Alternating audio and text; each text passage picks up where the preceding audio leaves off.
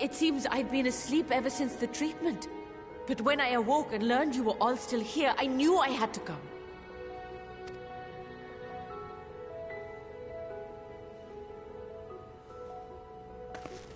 As you said, Nidana was captured only recently.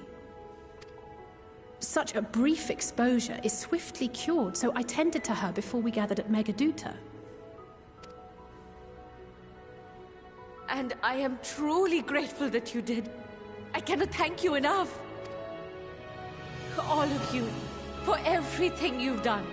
Destroying the tower, rescuing our people. You've saved Thavnair from an awful fate.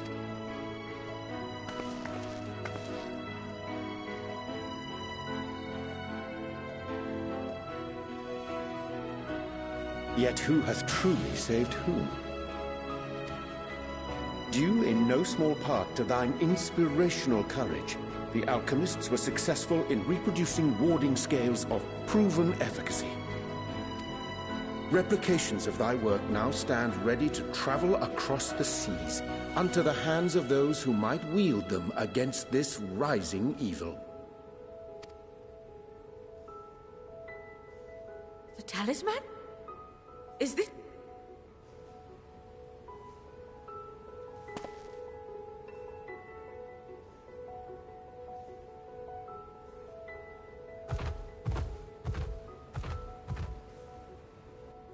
Oh, I was so groggy from sleep.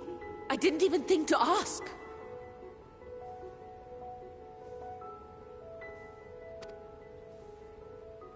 Oh, our great work sent across the seas.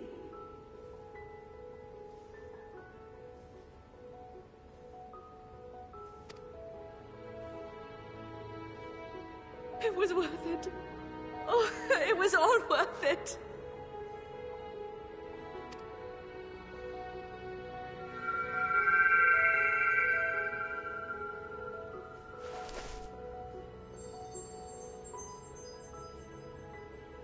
Look at that! Its color is completely changed.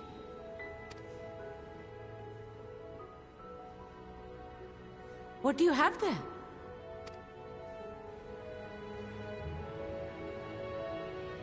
How unusual.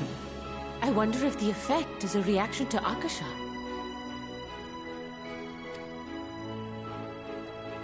I'm afraid I'm not familiar with that term.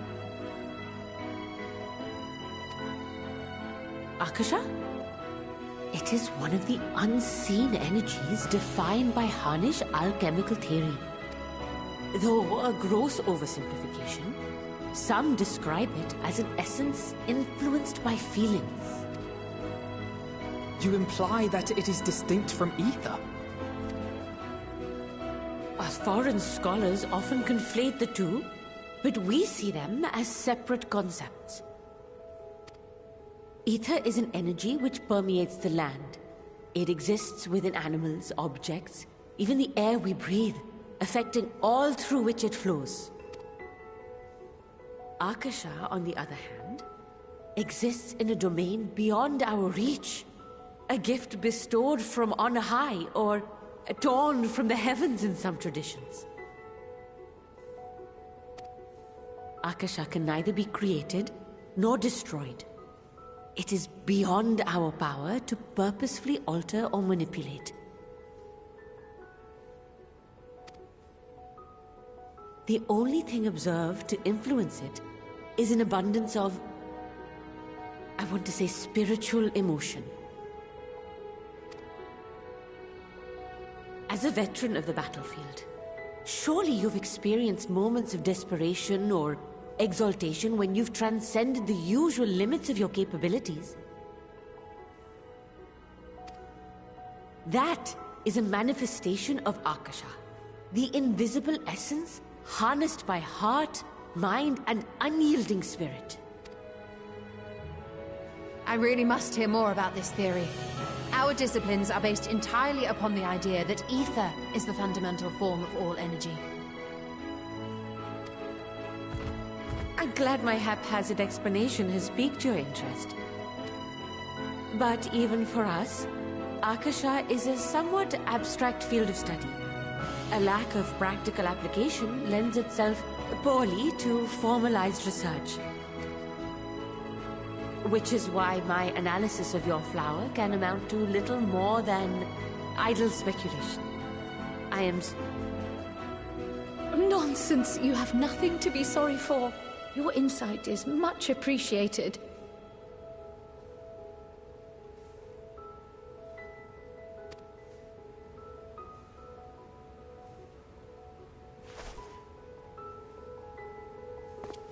Shall we depart for Sharlayan then?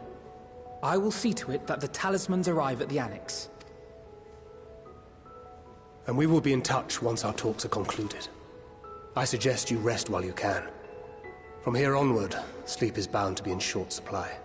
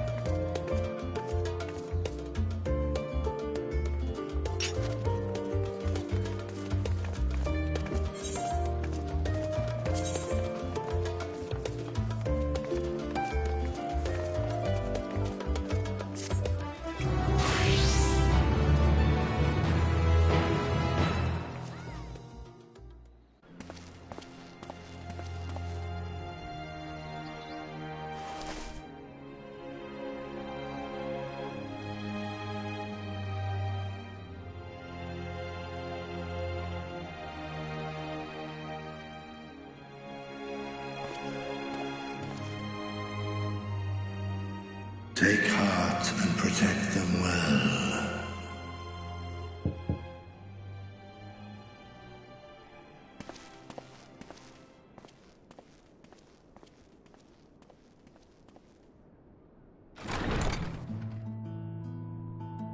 Good, you're here. You haven't eaten yet, have you? We've bought quite a spread if you're interested. Only the finest dining from the last stand.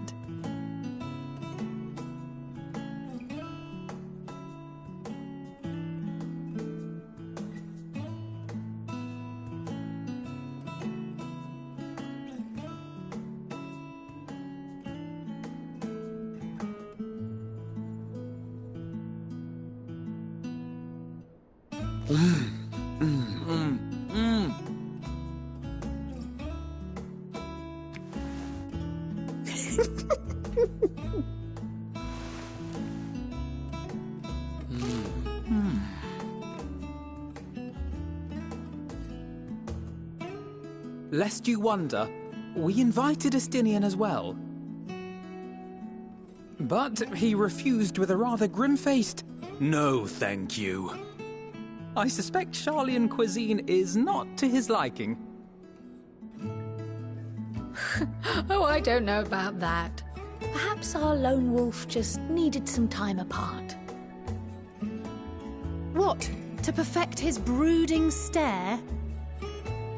Next time, I'll drag him out by the ear, sit him down in front of a Charlian feast, and see that he eats every last bite. An excellent idea. Of all people, warriors must take proper meals and rest if they are to maintain a healthy constitution. Poor Estinian, beset on all sides.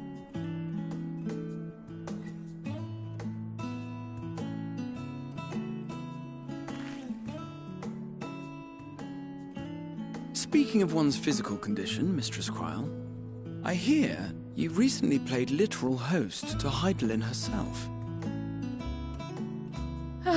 And what an experience that was. Tiring, yes, but no lasting harm done. If anything, I should have liked to speak with her longer. I've not felt a hint of her presence since. Heidelin instructed you to carry that flower, yes?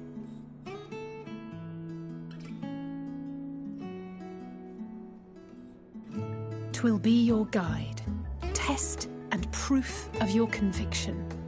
And then something about seeking joy in darkness, was it? Come to think of it, isn't that what happened with Nidana back in Radzat-Han? The flower did seem to radiate a joyful glow, as if reflecting the elation we all felt. The relief of a people with renewed hope. Indeed, and in turn I felt buoyed by that radiance. 'Twas akin to spotting a beacon and knowing we were on the right path. I know we've not yet triumphed over the Telophoroi, or learned the full breadth of the Forum's plans. But even within the midst of our struggles, we find small moments of joy to sustain us. Rare and hard-won perhaps, but it is this pursuit of happiness that gives us the strength to carry on day after day.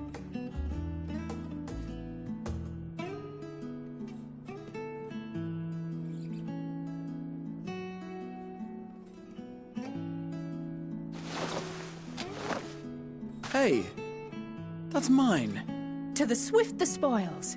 Though I recall that levitation spell of yours was quick enough. Only barely.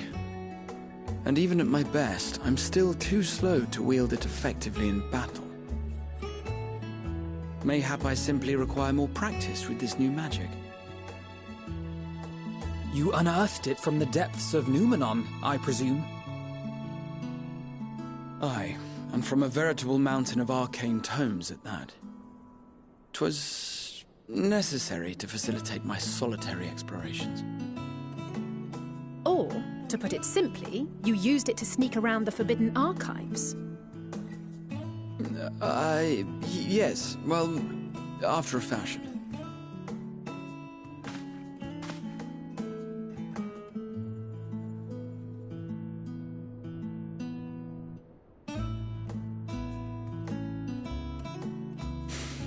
They're tall, you see. The shelves, they're too tall for me. And I could hardly move the library's platforms without attracting attention now, could I? Oh!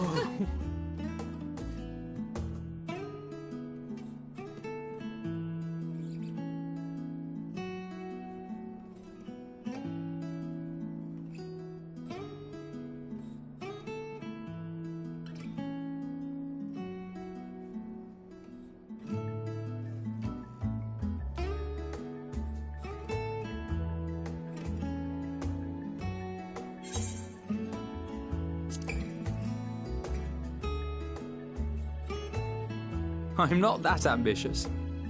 But 'tis pleasant to idle away the hours every once in a while.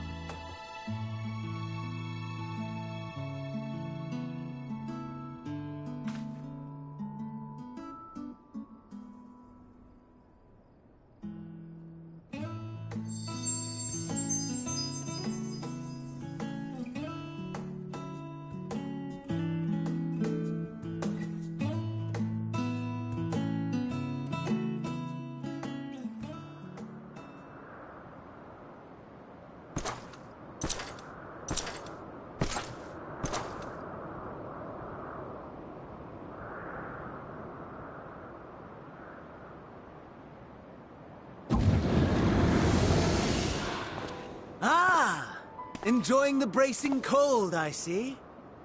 Do you not own a warm coat or a cloak? Something in fur? Or fashioned from the skins of your enemies? Or... well, never mind that. I come to you once more as the bearer of bad news.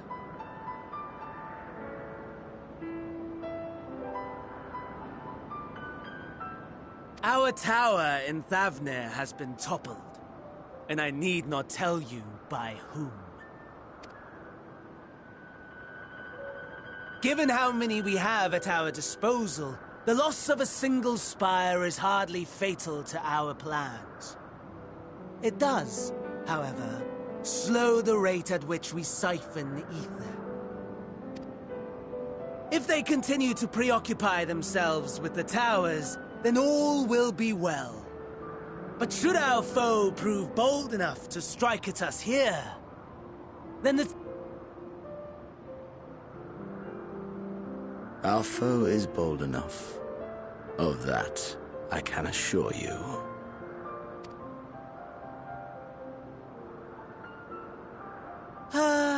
Yes, very well then. I suppose I must prepare a proper welcome. Honestly, talk of your nemesis is the only thing you seem to enjoy. Does nothing else spark your interest? No. All else is... equal. Equally tedious. Equally disappointing. The world is a tepid bog into which we sink, too weak to thrash as the mud clings to our eyes and fills our throats till we blissfully choke. But then came the light, blinding and pure and hot, so very hot, enough to set my soul aflame. I basked in the afterglow, until the void yawned once more. And then I knew the muck would never claim me again.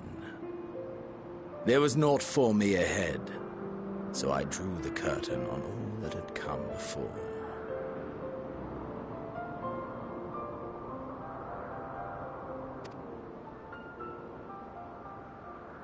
Burn. Burn. Let the whole star burn. I will have my contest. I will reclaim my moment.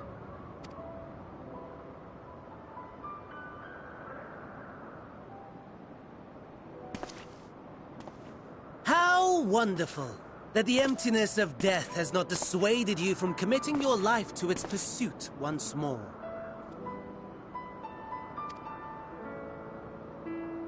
I don't know whether to envy you or pity you.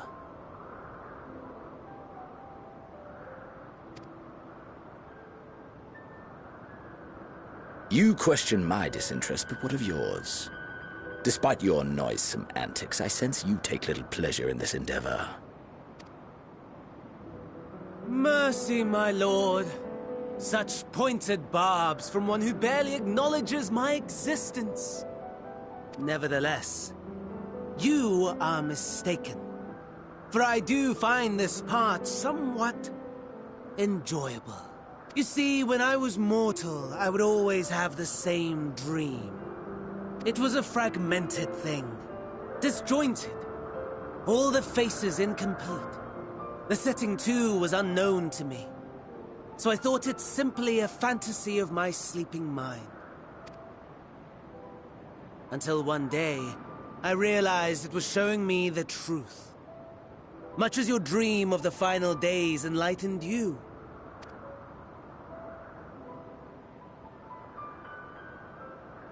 And soon, very soon, the rest of the world will see the truth of my dream, too.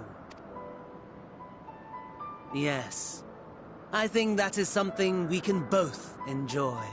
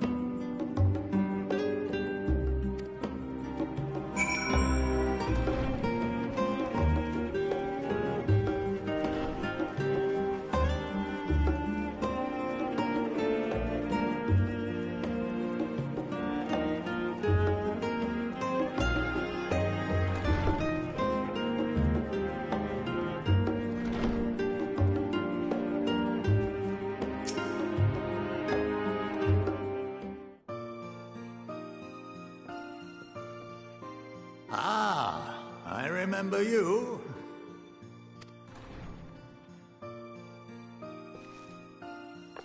I pray we have not caught you at an inopportune moment.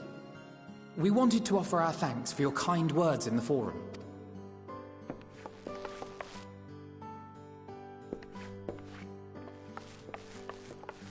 Well, I could hardly let that Inquisition go unchallenged. I've always believed that curiosity should be nurtured, not stifled. Thankfully, a majority of my colleagues agreed. A slender majority, aye, but a majority nonetheless. Had the vote not gone our way, we would be having a very different conversation, if any at all. Though I'd like to think you would have not given up on our cause. I'm told you paid a visit to the Annex afterwards. Yes, that's right. I was hoping to speak with the grandchildren of my dearly departed friends Galuf and Louisoix in a less dour setting. But it seems I just missed you.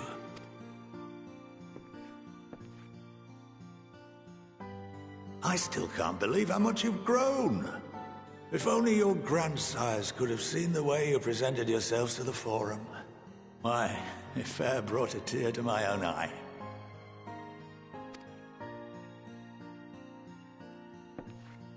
You must have the patience of a saint, putting up with this lot and their antics. Never mind Matoya's prize student. Luckily, I know a thing or two about managing unruly younglings. If you ever need advice, don't hesitate to ask.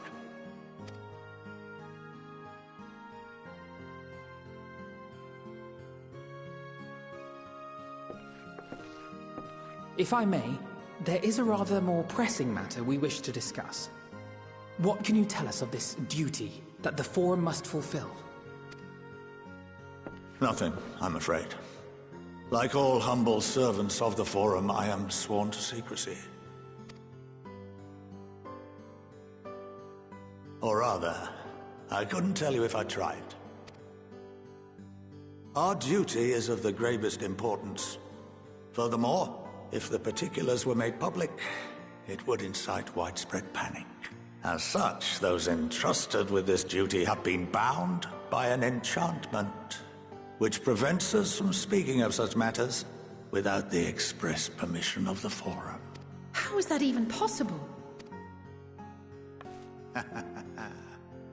It's been some time since I last gave a lecture. Please, take a seat.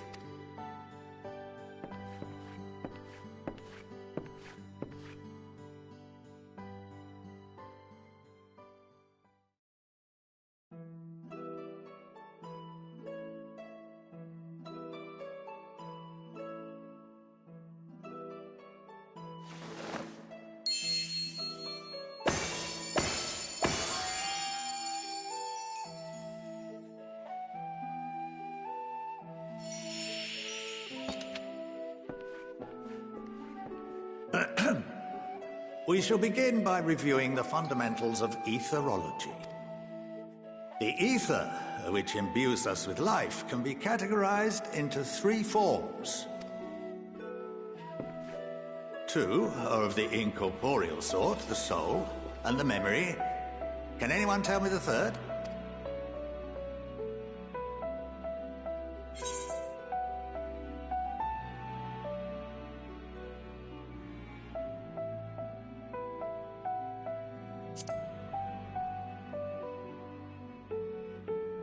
Yes, very good.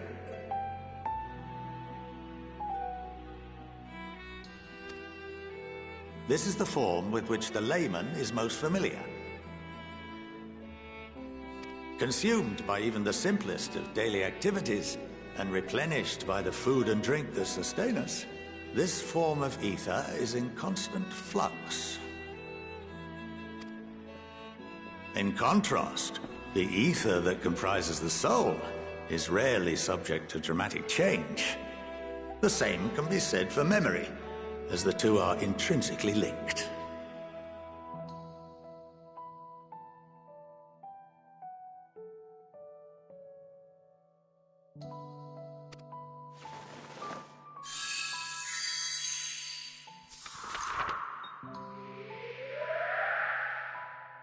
Picture the soul as paper, and memories as words written upon it.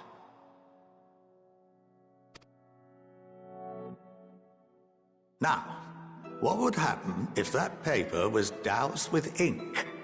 The same type of ether as comprises the memories.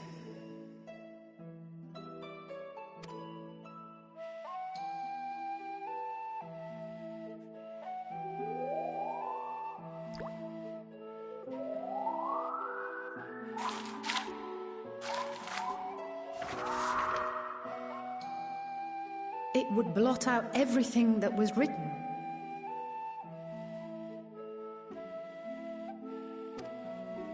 Precisely. We would be unable to recall the memories, and any activities that depend upon them would be hindered as well. In fact, this exact phenomenon was observed on a vast scale not so long ago. And what might that have been?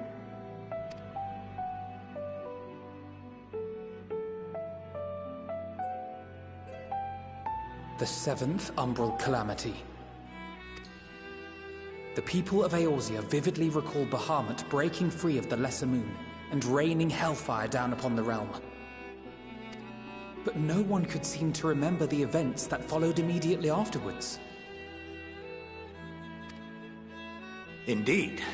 To this day, we have yet to determine whether it was an unintended consequence or a deliberate act. The enchantment which binds me and the rest of the Forum is based on a similar principle. And yes, it is a contravention of the Sharlayan prohibition against the practice of memory manipulation. Only when a new member is inducted and told of our great duty are they subjected to the process. A necessary evil. You have my word that it would never be used to manipulate the populace? I should hope not. But can this enchantment be dispelled and your memories restored? If 9/10 of our members give their approval, then the process may be reversed. Then, and only then, would we be able to speak freely to others of our sacred duty. Barring that, we must wait until we return to the ethereal sea.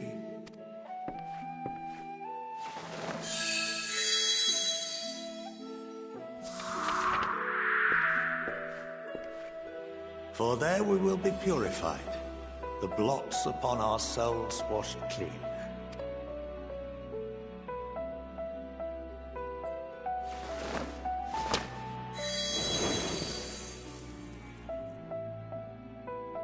And our memories drift apart.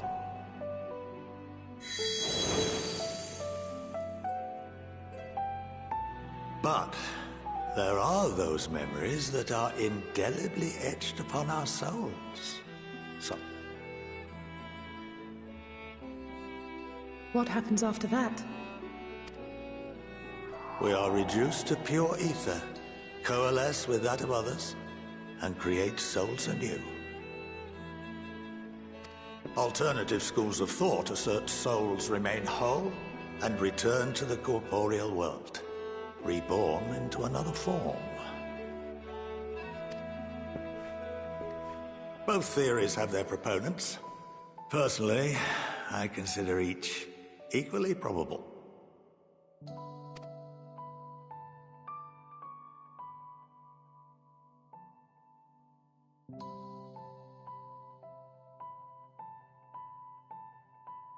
Well, I think that's enough education for today, now that I've given you some food for thought. Or rather, an entire banquet.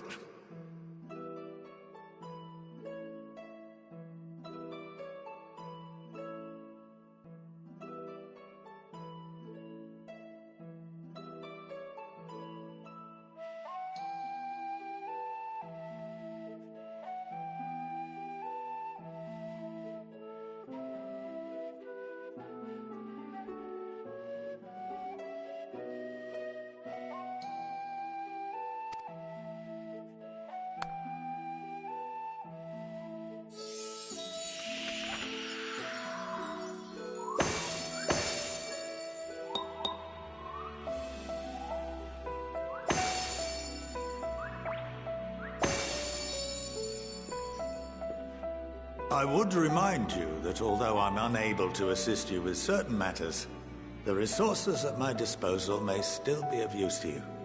I'll arrange for you all to be given the run of Phenomenon.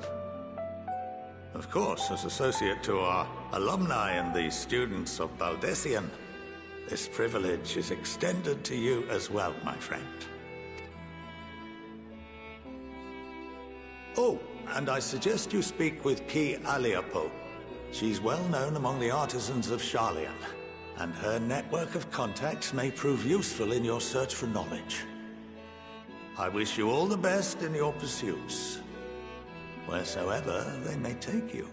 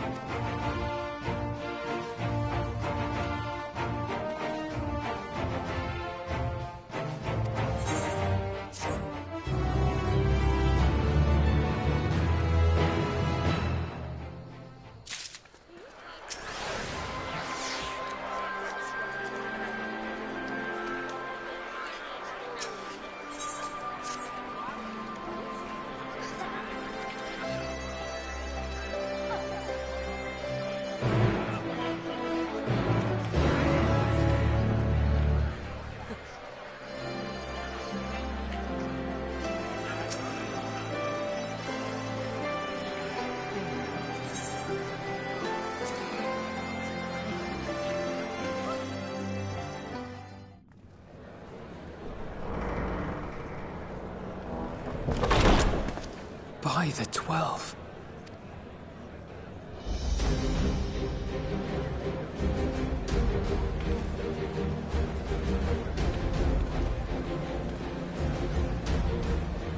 Glad you could join us. I hope you don't mind, but we went ahead and started without you. As you can imagine, our traveling companions were eager to become acquainted.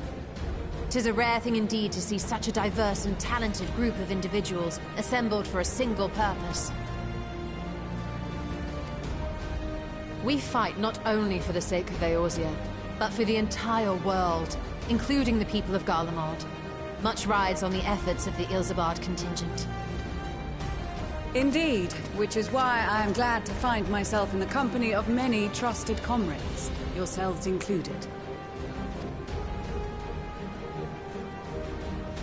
Lucia!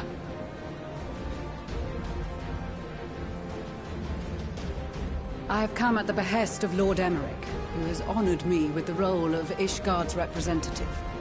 And for the good of all nations, not least my former homeland, I am determined to see this mission through to its end. We have a hard road ahead of us, but walk it we shall, together.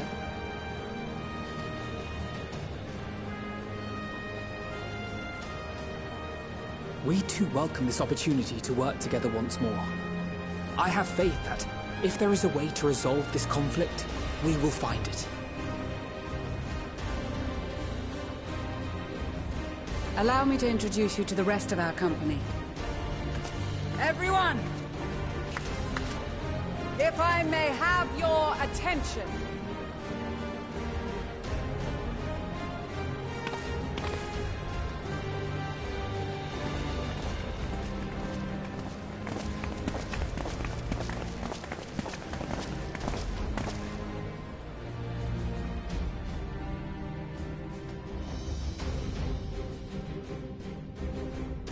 Might I ask you to speak first?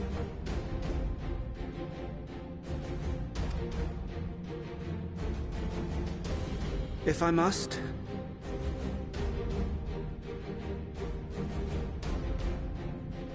I am Arun Senna, spokesman for the Gridanian delegation. Here on behalf of my esteemed sister, we shall provide support and protection to those in need during our time in Garlemald. To that end, I am joined by healers selected by the Conjurers Guild, with the Order of the Twin Adder's Finest serving as our escort.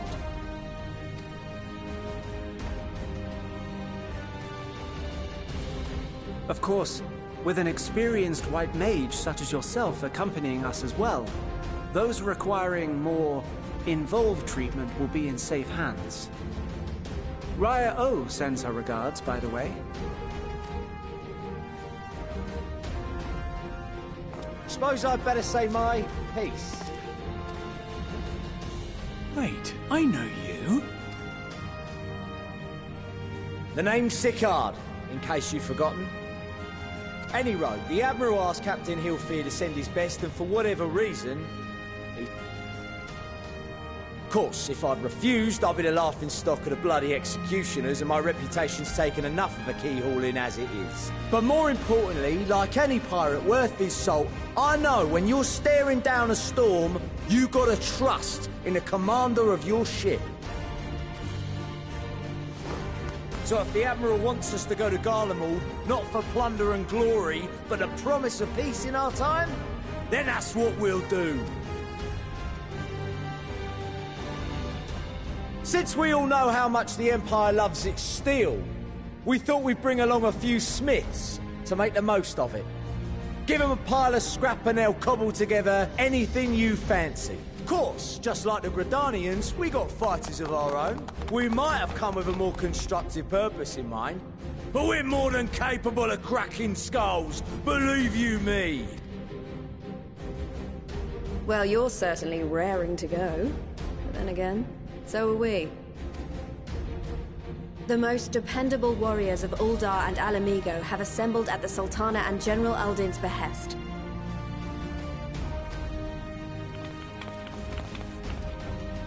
If Garlemald has truly fallen, then the whole place is likely to be crawling with Telophoroi. We'll need plenty of troops to clear and hold a path for others to follow. That's where we come in. Naturally, Marshal Terrapin and I will be leading from the front.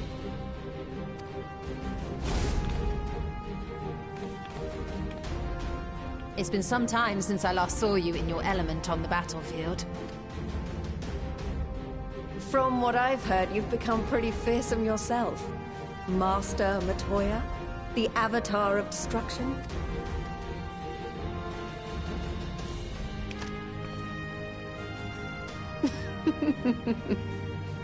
With comrades like these, I know we'll... And then we might finally get a chance to enjoy a good long rest. But until then, let's give it our all.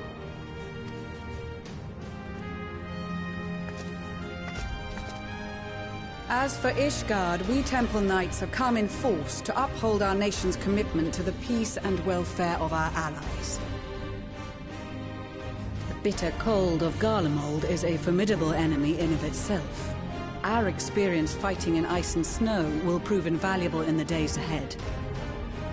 Accordingly, I have been designated commander of the Ilzabard contingent. I will do all in my power to provide you with the leadership and guidance you require. The four high houses, House Hylinart foremost among them, have arranged for a host of machinists to join us on our mission. Their knowledge of Imperial Magitech is sure to be a great boon. They will address any problems of a technical nature, together with the smiths of Limpsa Lomitsa. There is another awaiting introduction. Lord Amonelane!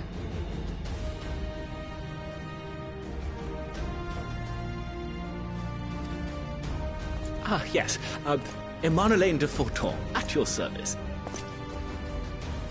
Though, lest there be any misunderstanding, I should stress that I've not become a fearsome warrior while you were away. Rather, far from it, actually.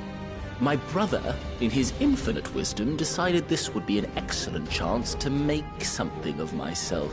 Oh, and fight for world peace and all that.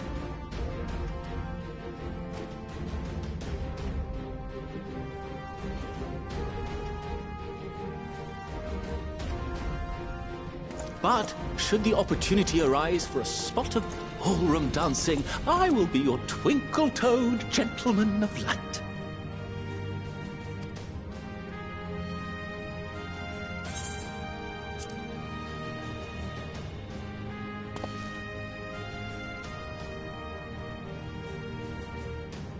Huzzah!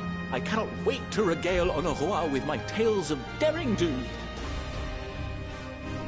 I believe that concludes introductions for the Grand Company of Eorzea. Our allies from the Eastern Alliance were due to arrive some time ago, but it would appear they have been delayed. Would that be the Shinobi of Dome? Actually, they've been tasked with relaying messages back and forth between the various Eastern nations. According to Lord Hien, however, an equally capable company of warriors has been sent in their stead. Out of my way, you preening fool!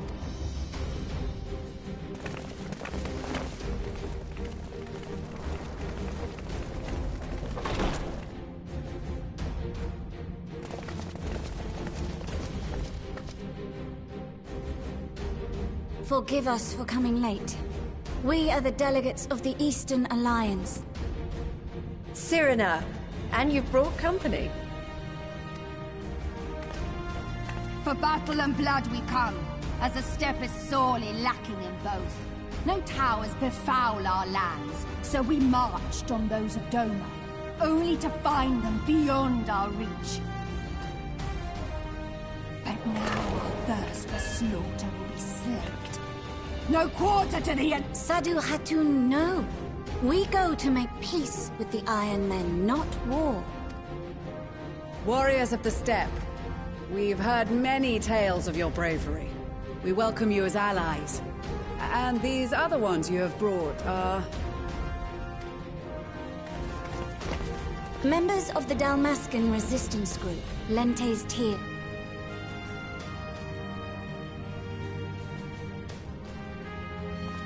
And the Bosnian resistance. Between them, they have a wealth of experience in espionage, and are particularly adept at infiltrating Imperial facilities. Which is fortuitous, since Garlemald's domain is so vast that I could never hope to handle reconnaissance duties all by myself. Dalmasca, Bosnia, Alamigo. All lands which have suffered the tyranny of the Empire. I would never presume to question your motives. Nevertheless, I must reiterate that our goal is to aid the victims of the Telophoroi, the common folk of Garlemald. And they are victims, make no mistake. Though I understand that many may struggle to see them as such. You're more right than you know. For every one of us that answered the call, there were a dozen that refused. Not only in Alamigo, but everywhere we went. And who could blame them? The Empire's always been the enemy. But after seeing what we've seen, fighting and working against and with Garleans, there's no denying the simple truth.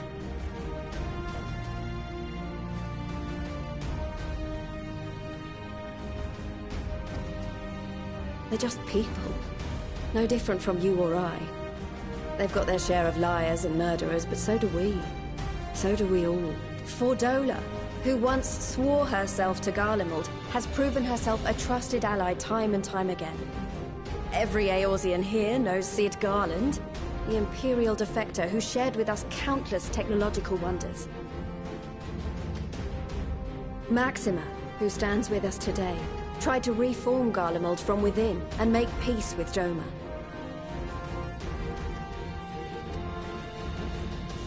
So you can believe me when I say that every fighter here understands and accepts that the Imperials are not monsters and are deserving of help. Or at least that they were able to put aside their feelings for the greater good. It won't be easy, but we're all determined to make this world a better place.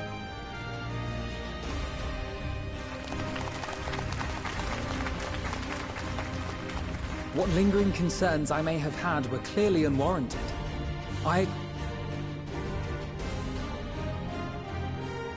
Then we are in accord. Now, let us review our strategy. To reach the Garlean capital in northern Ilsabard, we must cross the central mountain range. Fortunately, Garland Ironworks can provide aerial transport, sparing us this most treacherous part of our journey. However, attempting to fly any closer to Garlemald would attract the attention of the Telophoroi. As they appear to have seized control of the majority of the Imperial military, we must assume that includes its fleet. In addition, Garlemald possesses devices that can interfere with airship navigational systems, further discouraging an airborne approach. Given the circumstances, the closest we dare deploy our contingent is an area between the range and the capital, the Magna Glaciers. From there, we must travel the rest of the way on foot. We will also need to bring the airships with us to ensure we can withdraw with haste. Although much of the terrain will be blanketed in snow, we should be able to make use of local roads and shipping facilities. The vast ice field will afford us an unobstructed view of the surrounding area. On the other hand, it will also allow others to easily spot us, so it is imperative that we only make camp in positions where we can easily defend ourselves. And the airships, which must be kept safe at all costs. We cannot account for every possibility, so we must be prepared to think on our feet. We will be tested. Sorely tested, I expect. But for our homes and for our people, and a people not our own but in need, we will succeed. Spare no effort in your preparations. Once we depart, there is no turning back.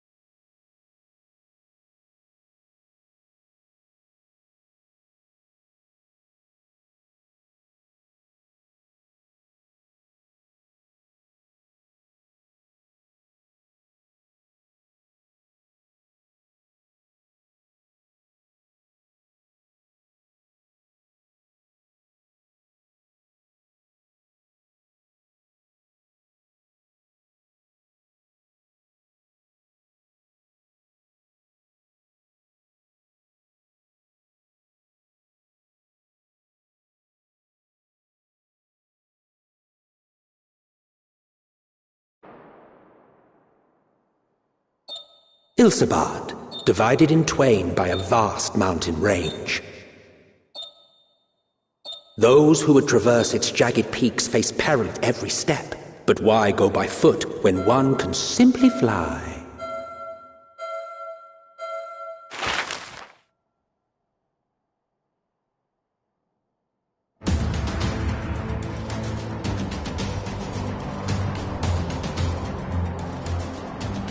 On the outskirts of the Imperial capital, in the frozen wastes of the Magna Glacius,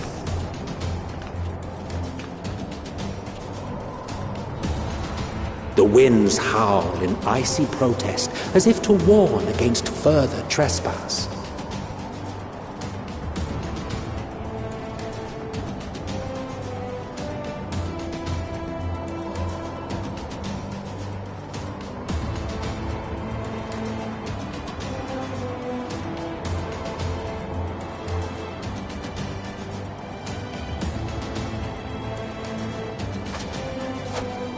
We've received word from Thancred's reconnaissance party.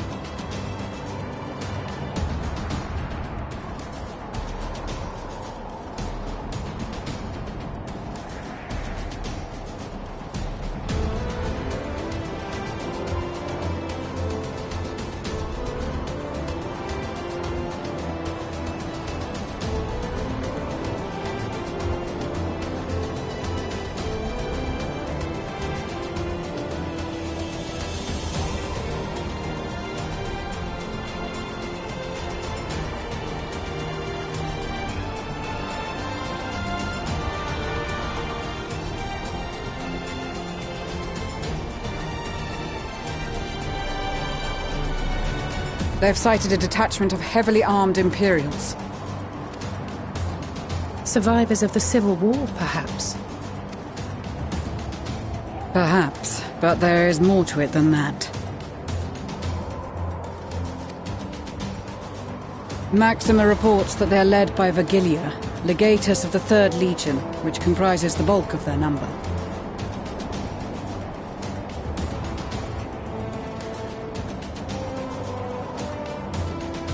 However, they are also joined by several members of the 1st. From what I recall, the 3rd Legion fought for Nerva in the War of Succession following Varus's death. The 1st, on the other hand, were under the direct command of the Emperor and rejected Nerva's claim to the throne. These legions were enemies. Indeed. In fact, our sources claim that it was a conflict between them that sparked the Civil War.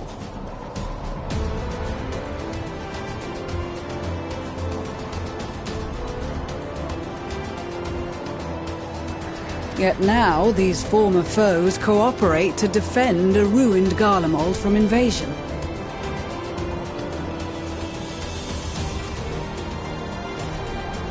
Then it is all but certain they have been tempered.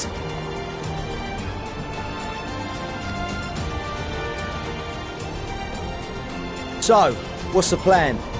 If me and my crew is out reaving, we charge straight in, no messing about. But that ain't what we're here for.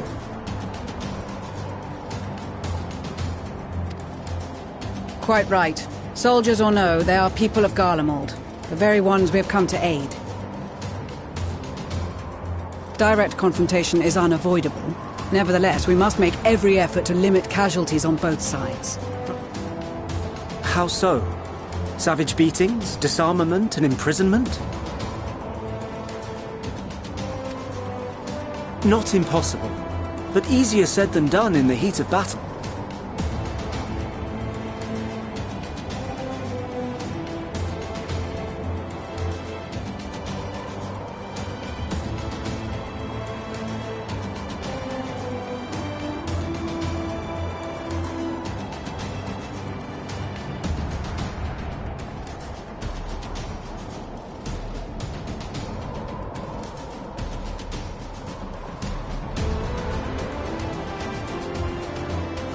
Having observed the opposition, I imagine Thancred had something to suggest?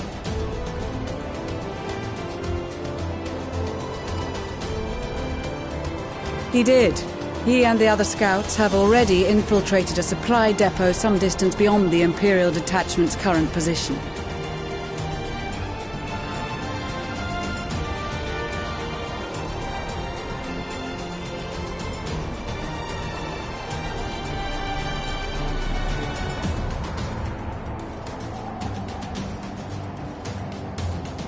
Stored within is a stockpile of Magitech armaments, and once we give the signal, Thancred's team will destroy them all. In so doing, we will deprive frontline troops of materiel, and likely force the detachment to send men to investigate. Divide and conquer. Not a bad idea.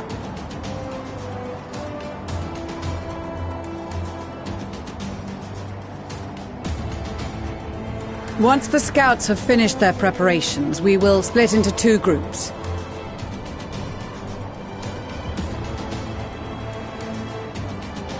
The first will form the vanguard, while the other brings up the rear with our supplies.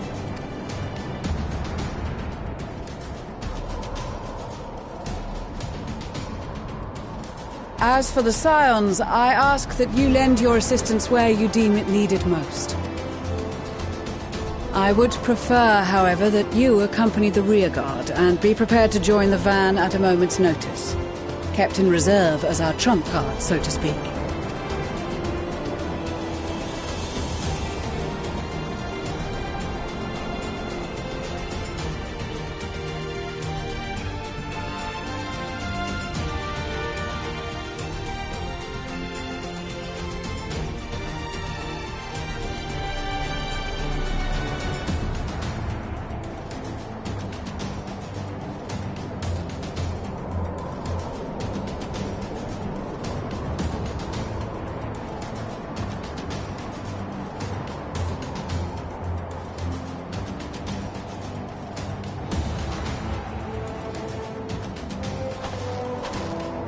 Your proposal was well received.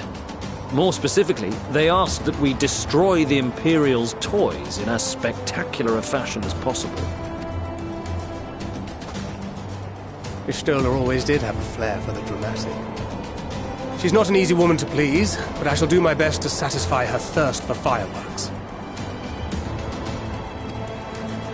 All right. Once more for my peace of mind.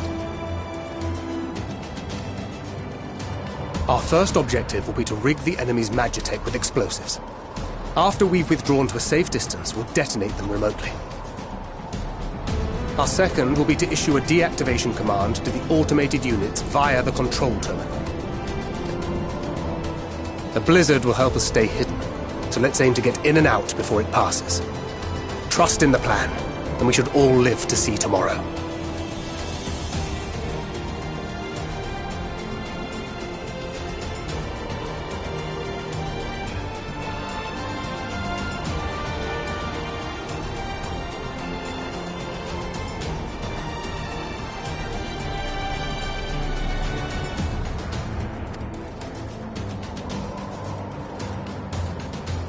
In the meantime, I will relay messages back and forth as the situation unfolds.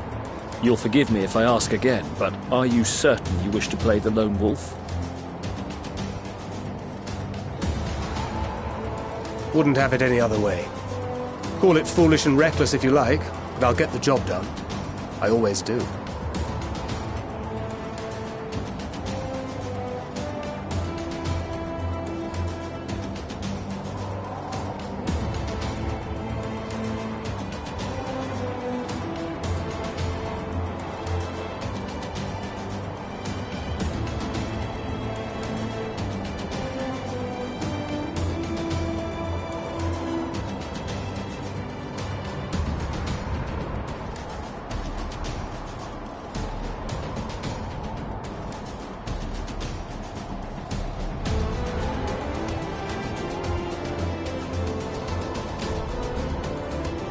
Very well. I wish you the best of luck.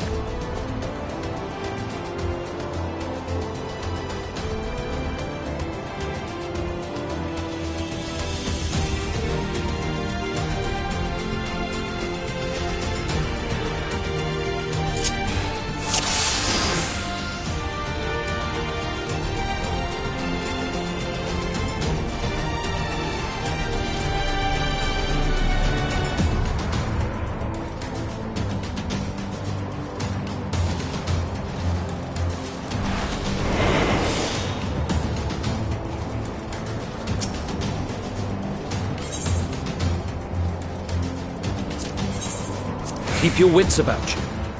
It's time. We only have one shot at this, so let's make it count.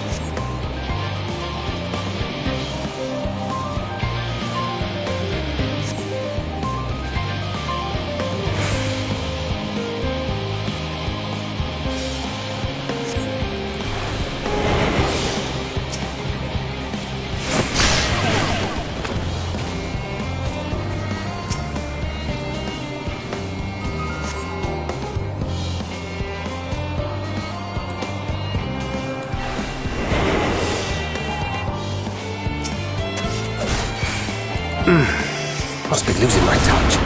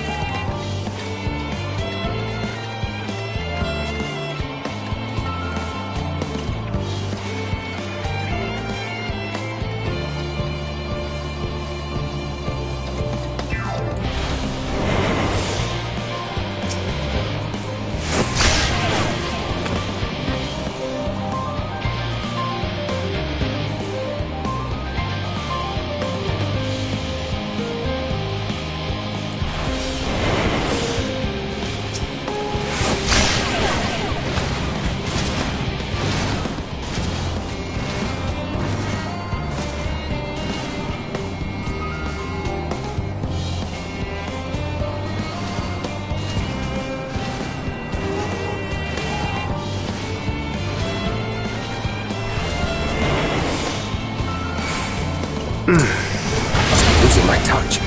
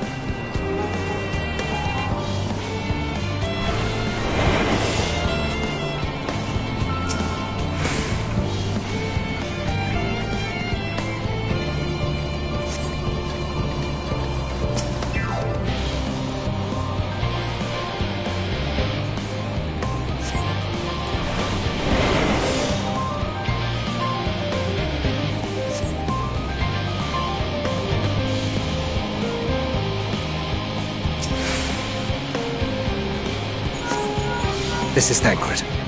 The explosives are in place. Very good. All is proceeding as planned. Head to the control terminal. It should be to the northwest. Understood. Have the others wait at the rendezvous point.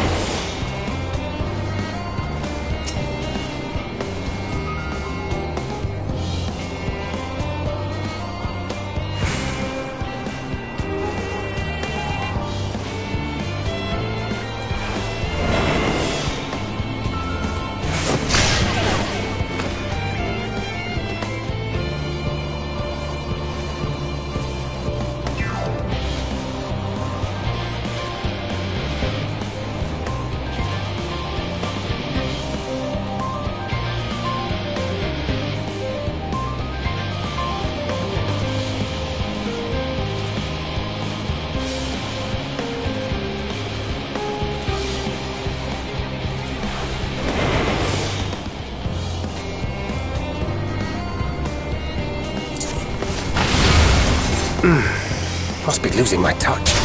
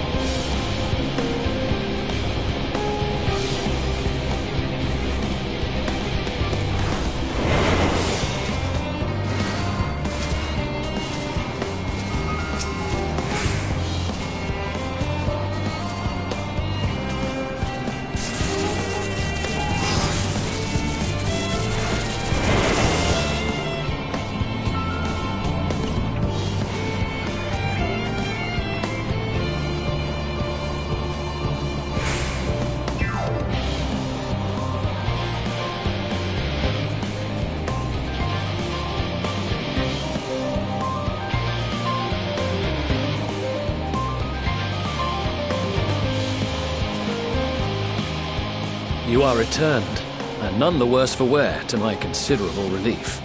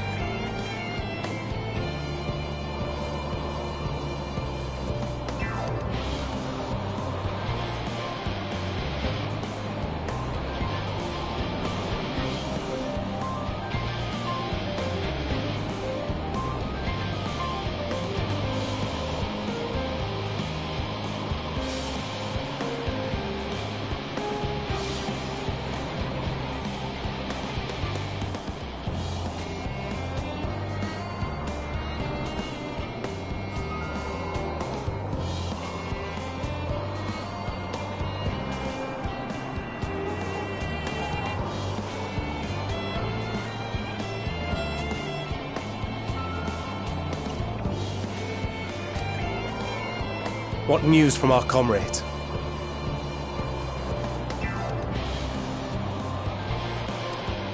They stand at the... Excellent.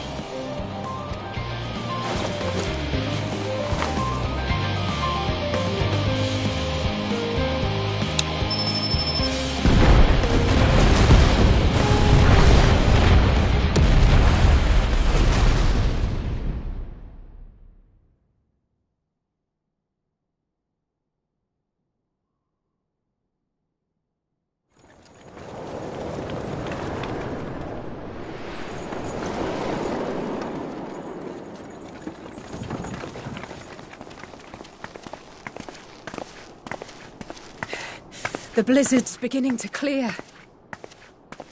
The Vanguard should be engaging the Imperials any moment now, if they haven't already. Ishtola and the others are with them, so I'm sure they'll be all right, but...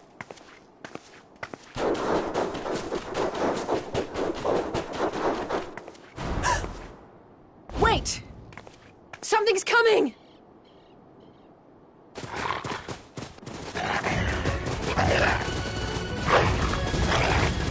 Oi, oi! Looks like we ain't the only ones who sent out scouts. Keep them away from the carriages! We lose those, and we're as good as dead!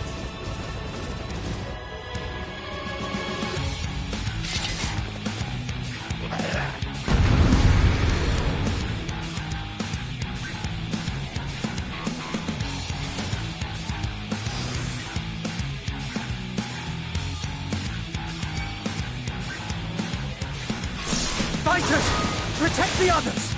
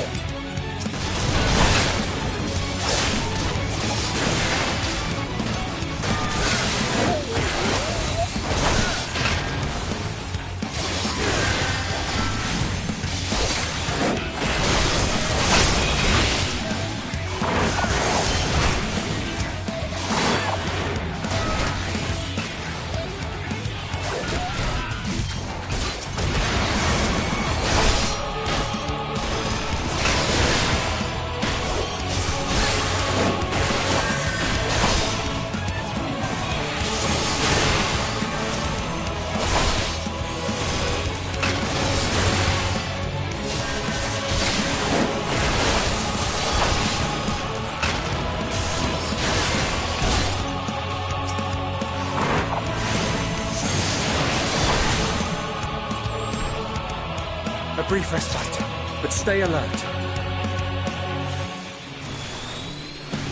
Keep the carriages safe.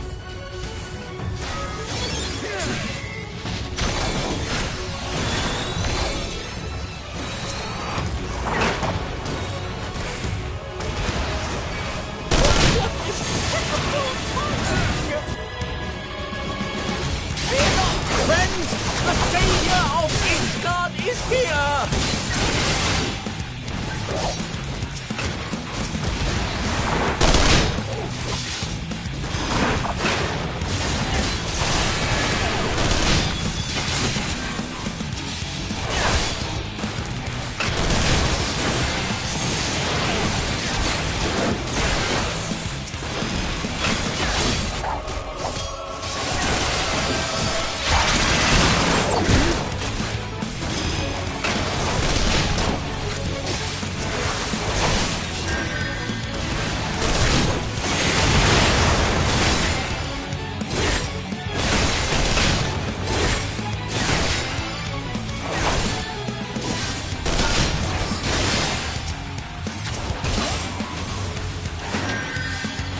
A fine display, but the other carriages are still in danger.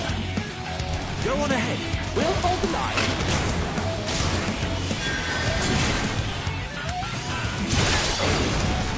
We're the only ones still struggling. Oh, we put our backs into it then.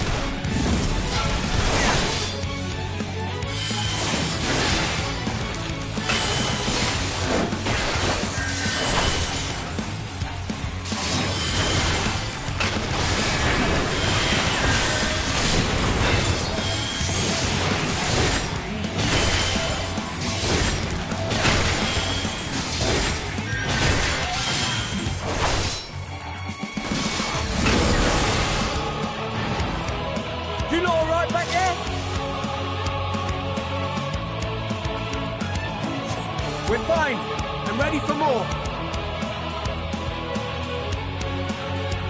Hear that? Get to the front and turn the tide.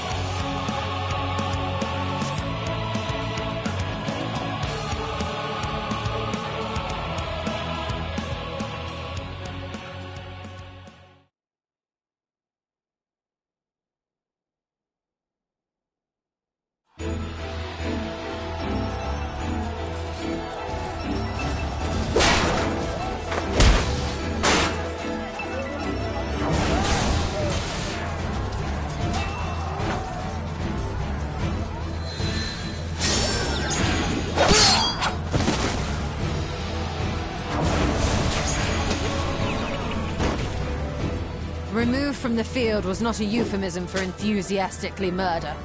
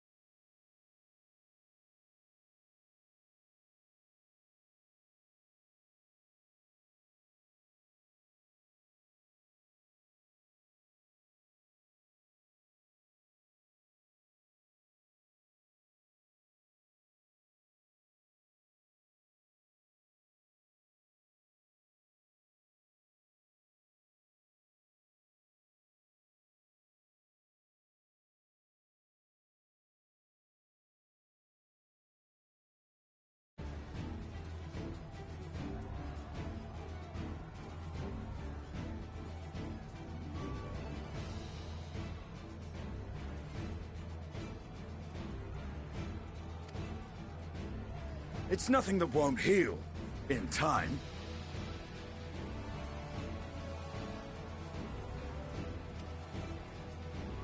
The trouble is, their tempering has made them utterly fearless. Subduing them would be easier if they had the capacity to submit in the first place. Well, this is the path our young charges would have us walk, and that we all agreed to follow. You knew it would be hard, yet still you pledged your lance, did you not?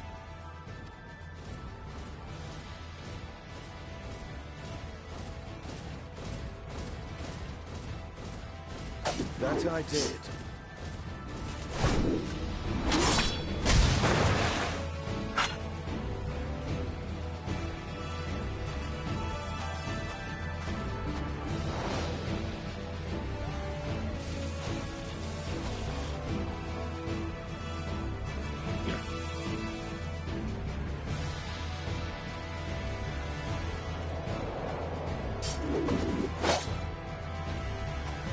That's Vigilia! Damn it. I need to help the others take her down. There's no end to them!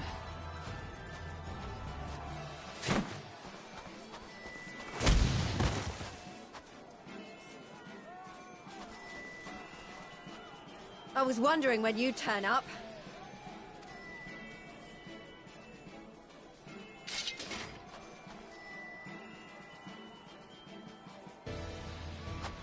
There's no stopping us now. Come on, let's show them what we're made of.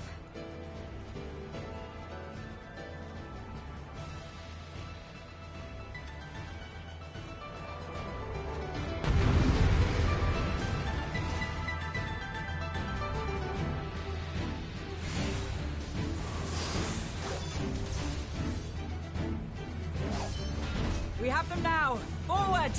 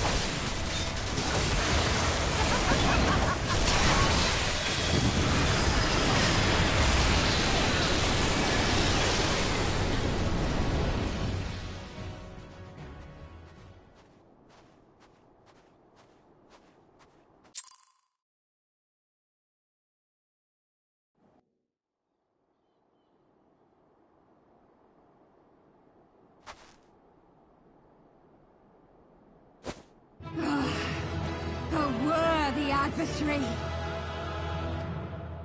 Rest, recover, reclaim yourself. Then we will fight again, to the death. What's up, woman? Story.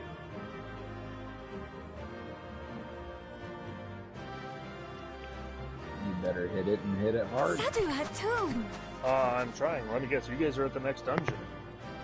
Not yet. Oh. That was the last of them. The day is ours, I'm at the thanks to your gathering. timely arrival. What of the supply caravan? Oh, okay. We're Lucia and all that. Outmaneuvered, but not Goddamn outmatched. little Wallace. Good. Let us take the Imperials into custody and rejoin our convoy. Three Nations. Oh, yeah. And soon we shall arrive at the That's capital. No, fucking Lala's cracked me up. Fucking 5 of them. Well, yeah. Chances out of field goal. Well, this story, if you would have gone through as the thaumaturge through the Black Mage, and unforgiving. You'll remember those little Walas. Emperor Solus, Oh, no, I as he remember those. gazed Like, upon his Black barren Mage. domain. Because when I first, so on my other account before I fucking got locked out of it, I was playing as Black Mage. 800 years it had been since the Garleans first set foot here. Bested by the Kavosi after centuries of war and driven from fertile southern But I'm over pastures into the halfway to blasted 84. northern wastes. Hell yeah. I also bought my level 86 gear. In that garden of Oh, desolation, nice. they Because clung to one if you go on another the market for board right now, warmth, Rob, it is freezing, dirt fucking cheap. hungry, desperate. Like, I spent hated. less than probably 70k.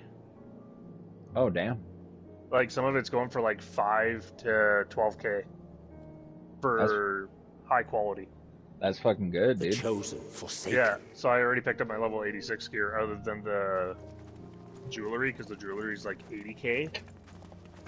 I'm like, oh, I don't want to spend that. Like, I'm okay with the fucking, like, less than 80k for all the armor. I'm okay with that, but you gotta look at the fucking tank one. In the year 1513 of the 6th Astral Era, Also, look a at young Discord. I sent you a Legatus picture of named somebody with Solus fucking single-handedly wings. sparked the Magitech revolution. What, maxi pads? No, like fucking demon wings. No shit. Yeah, look on the fucking Final Fantasy Discord. How did he conceive the Oh, machina that's that fucking feed crazy. on ceruleum? Yeah. Once a common, soft-spoken Discord. soldier, how had he so quickly ascended through Jordan the said that ranks? apparently you can get demon wings. Like so many others, those who knew the truth are gone. Taking in the capital with his eyes for the first time, I recall thinking to myself, But Well, if they from the have looks of it, demon they've already wings- completed the game. earth than in the heavens. Yes. That's not No not idea. a Reaper. Colder indeed. If you can get Bitterly demon so. wings, then you obviously can get angel wings as well. Maybe. You got her searching. You piqued her interest. Figure out how to get the Mary. I want them for my Reaper. I get a partial one with my. Not so much my as a Reaper. whisper. The roads leading beyond the city walls would have been used less in recent years. Nevertheless, this was one of the most important gateways into the capital. Her buzz day and night But with yeah, take a look activity. at the aye. level 86 gear for Merchants the tank. Rob. passing It through the looks fucking checkpoint. Many badass. of them stopping at the Surely they cannot all have been tempered. As soon as I get a chance, I will. No, we can do it consider now. the question after we have made You camp. will see it and you'll be like, oh, I need it. If we spend Well, I'm any in the longer middle of outside, a we may well cutscene. freeze to death where we stand. Fuck your The cutscene. tempered Imperials, Fuck too. no. Yes, fuck it. Fuck it good. No. Oh. This will be our temporary Oh, base of I'm doing a operations. duty. Secure shelter for ourselves and the injured, and dispatch scouts to survey the surrounding area. Have you done the duty, Rob? If we're planning on staying here a while, we ought to give this place a proper No, name. the Reaper doesn't have that. Yeah, that's not the Reaper. Because that was just somebody standing there on Well, the constant sound of ice cracking underfoot makes me think of broken glass. They were just fucking An there. apt name, perhaps. But enough of this. To work, everyone. I just happened to be running through fucking Old Chelan to get to the new area, like, following the quest. And bam, it was right there. I'm like, oh, what the fuck is that? So I took a picture of it and I was like, Rob has to see this. Yeah, wifey can't find anything on it right now. Huh. I wonder if it has to do with the end of Endwalker, because they had the tag of Endwalker. He said it might have something to do with the end of Endwalker, something available, because that person had completed the game. Yeah, because they have the Endwalker name tag over them. Like, you know, I got Monster Hunter and shit. Yeah. Yeah, they had the Endwalker.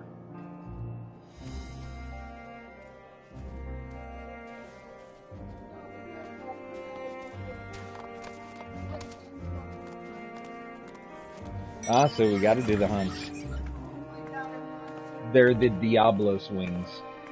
Oh, Diabolos? Uh-huh. Oh. So we have to do hunts. Yep.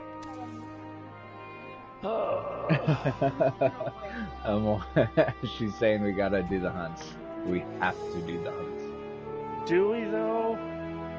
Jordan's like, do we, though? And Final Fantasy's uninstalled. Yeah, she said, fuck you, she's getting the wings. That's okay, I'll uninstall Final Fantasy. He said that's okay, he'll uninstall Final Fantasy. What? Give me 2 seconds, Rob. Alright.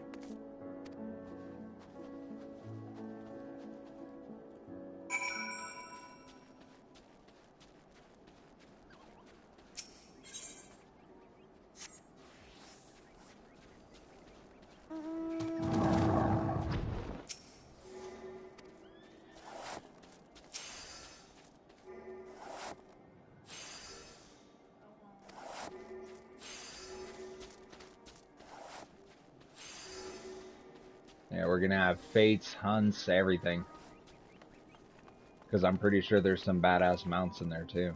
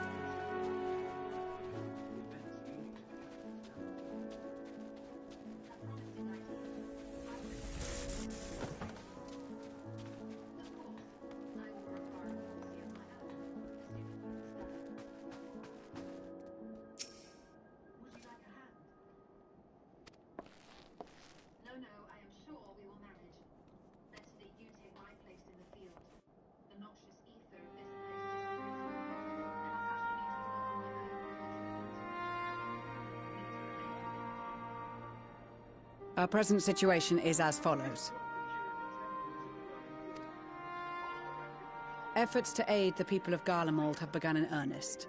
Moreover, having entered into the capital, the Imperial Palace is within our reach. But before we proceed further, we must learn what has befallen this city. I have a suggestion, if I may.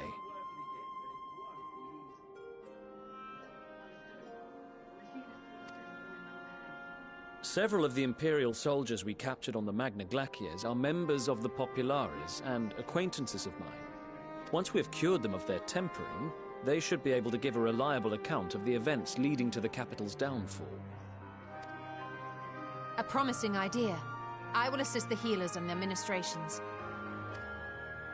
Of course, I will require a porxia of my own, assuming you can spare one.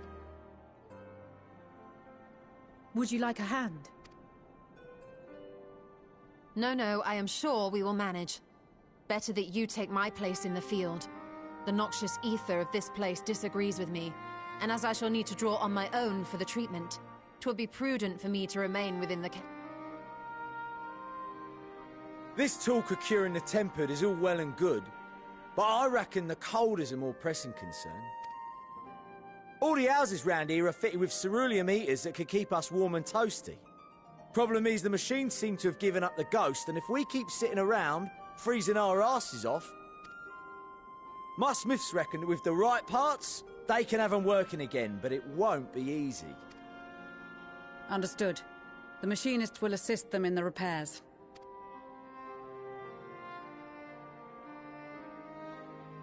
The rest of us should either stand watch or survey the area.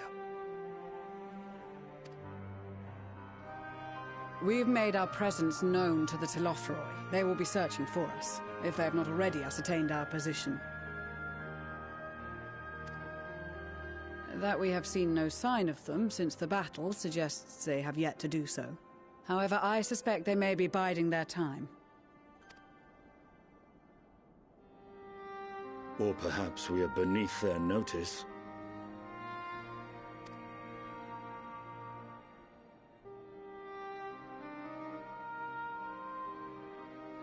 In any event, we'll find no answers standing around here. Urianger, Estinian and myself have visited Garlemald recently, so we'll lead the reconnaissance efforts.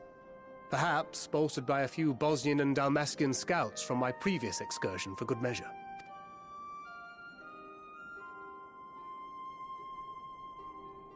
Don't forget about us Alamegans. Well now, this is turning out to be a rather sizable team. How about you, Graha? I have a feeling we'll find a use or two for that vanishing spell of yours. 'Twould be my honor to be of service. Though I doubt that you of all people need rely on my tricks. That leaves us with guard duty. As a matter of fact, I have something else in mind for the two of you and Alphino. Between here and the center of the capital lies the Eblan Rime. I would have you search the area for survivors. Your keen sense of direction, honed in your extensive travels, should prove useful in navigating the ice fields.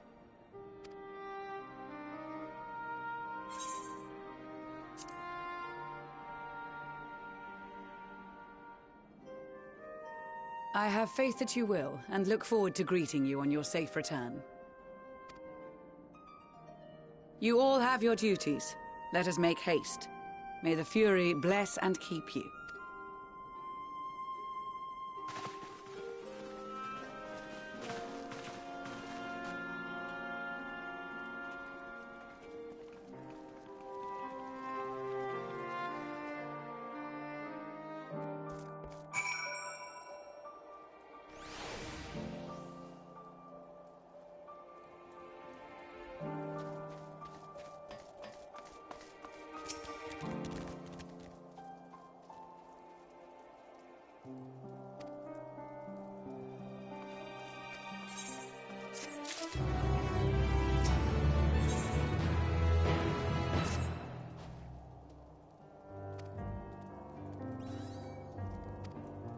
Okay, I'm back.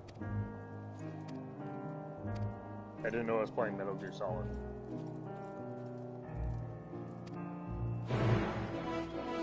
Ah, you're in the stealth mission. Yeah, it's already done. I've already Except the bombs I've already gotten out.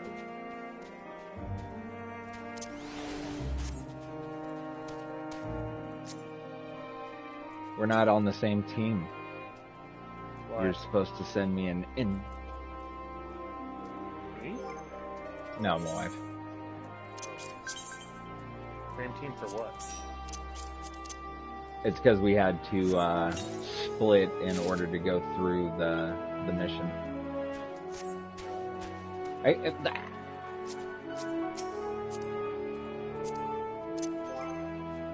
Oh, bit. I will cut you.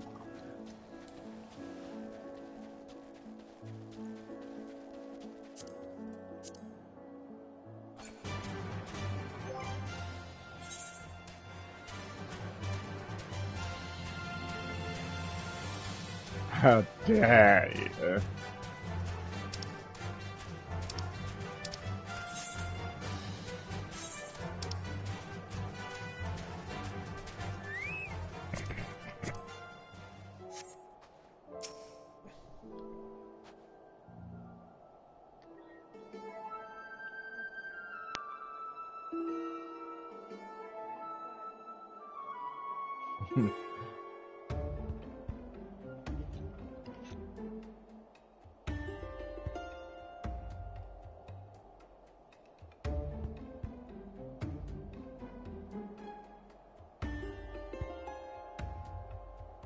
Alright, let the Reaper do its work.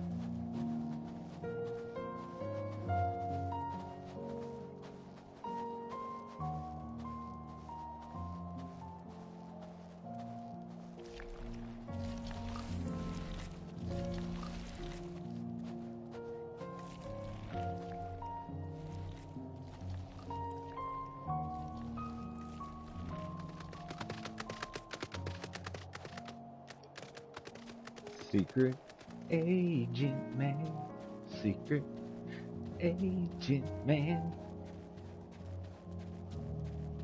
Gotta run behind cover. No, I'm doing the actual fights now. Oh no, you'll see the next one that you gotta be a secret agent man on. Oh, do I?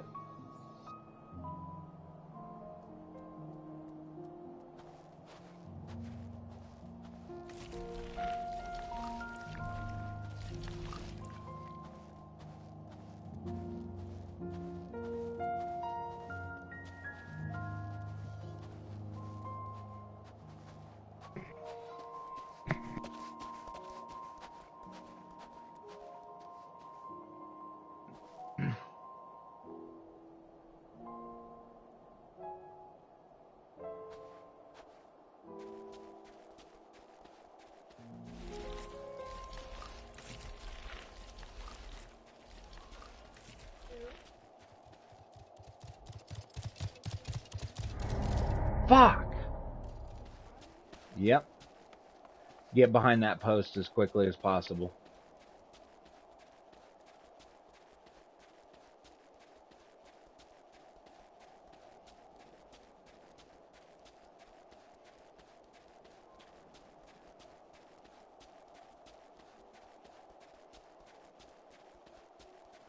Bitch done barely see my cankle.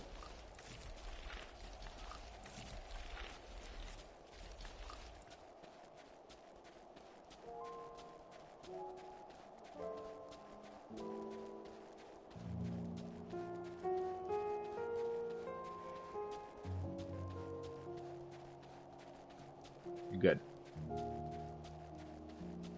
Ha.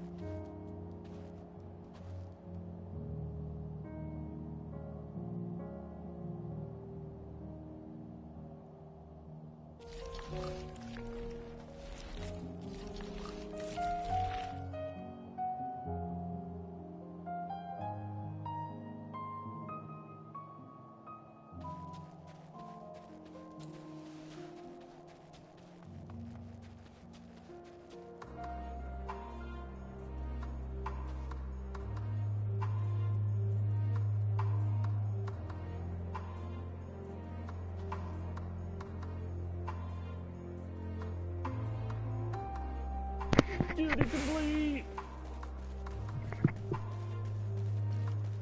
Nice. I only got 26k for that? Bullshit.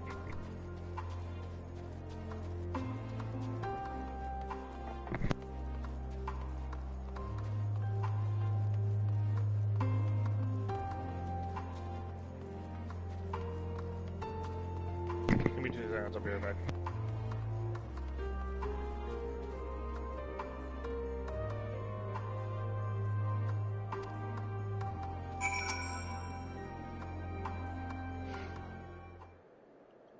Finally.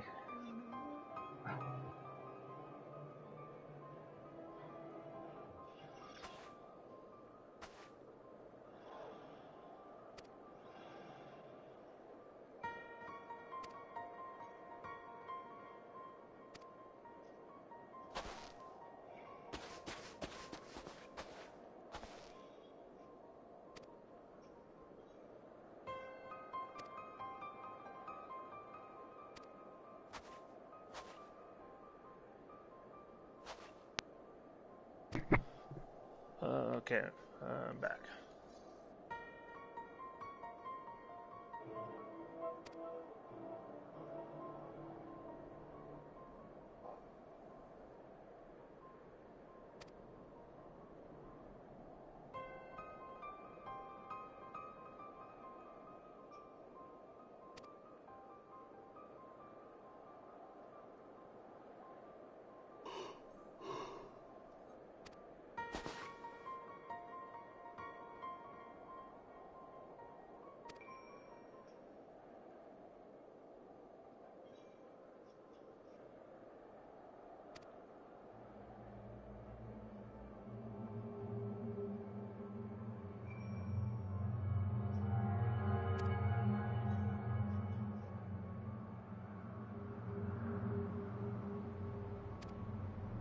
Yeah, my augmented crypt lurker is still better than the stuff I'm getting from the quest.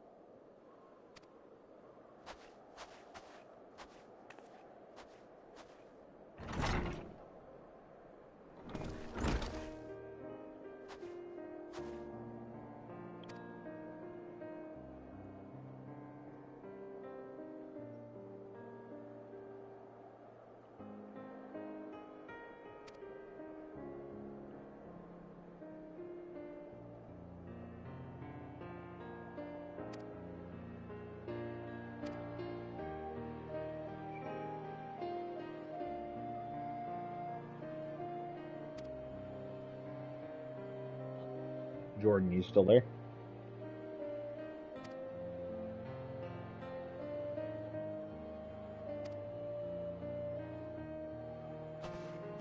Hopefully it didn't boot Jordan out completely. That was... No, I'm right here. Oh, thank God. He's still here. Yeah, it's just for some reason, our fucking communication for chatting, like in the party chat, seems to suffer, and I don't know why. Dude, it popped up as a communication error, and then it looked like you had left the fucking party. I'm like, oh my god, please, no, that would suck ass. Yeah, see, that happened saying, but for you.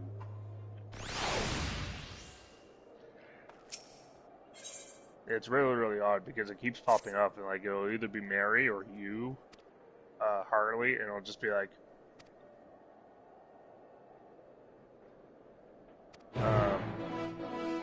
yeah, it'll just pop up here, like, oh, can't communicate. It's like, what the fuck?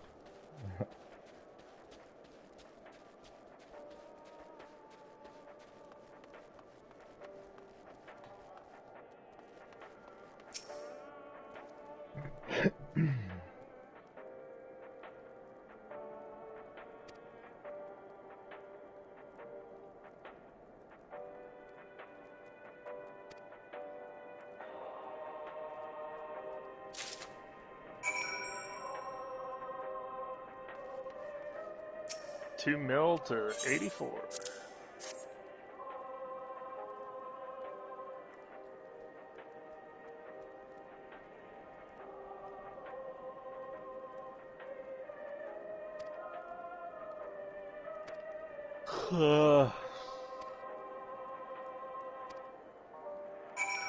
Fuck, we still got dailies to do.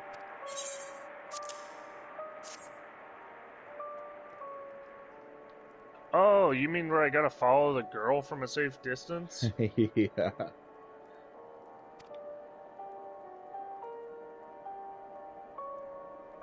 Simple enough. I play enough Assassin's Creed.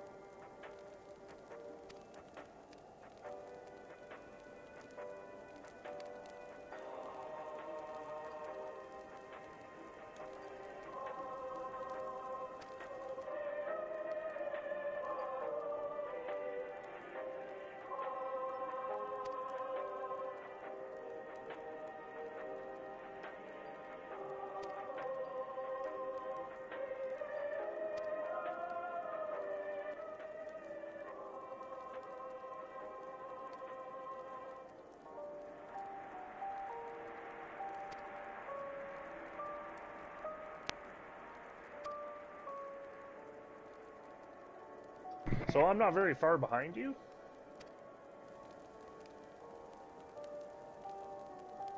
No, you're not very far behind at all. Okay.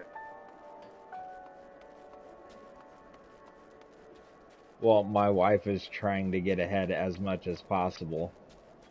Why?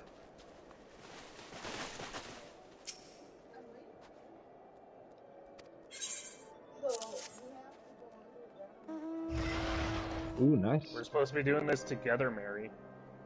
Jordan's like, we're supposed to be doing this together, Mary. He's like a mission behind us.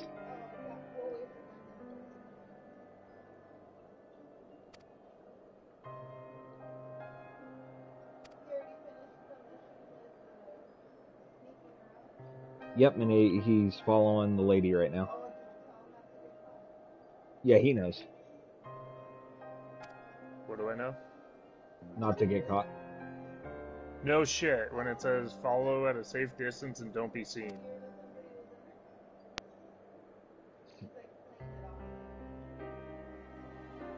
Can't broken glass.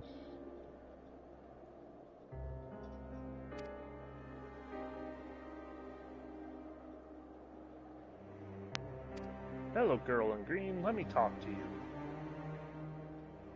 Duty complete.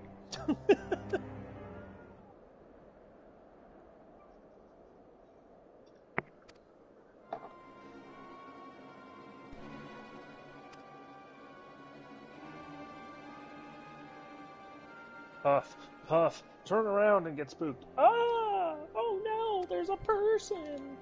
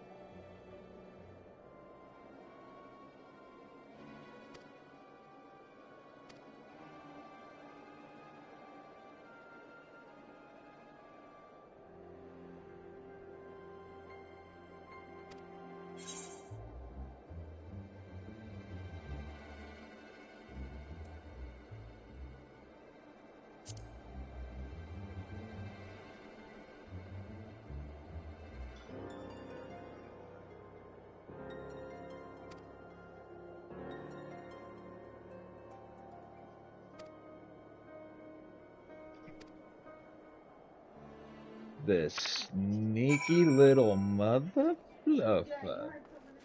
Uh-huh. Wait, you attuned to something that I must.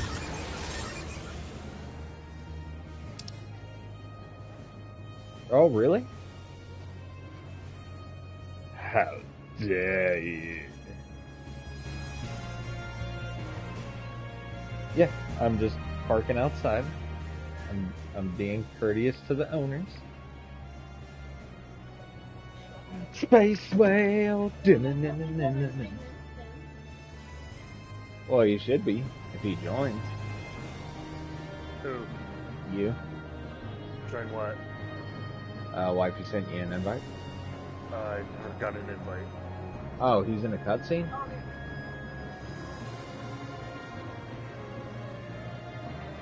Oh, I accidentally was clicking too fast to send it again. You said send it again. So it was. You want to smoke real quick? Okay, you said send it one more time. Well, she did it right when I'm fucking. I'm right in the middle of doing the fucking little potion things. Unable to join party. You know what? I think he has to finish that first part. Did you already talk to the girl in green? Yes, I'm in the middle of giving the potions. Oh, that's probably why. And she keeps sending the invite as I'm clicking the potion, and it immediately clicks, no, I don't want to join her party. Like, god damn it, Harry. Okay, try it now. Okay, hold on. Well, as soon as you finish up with that mission and talk to the girl again, because I think that part's still a solo thing. Oh, yeah, maybe.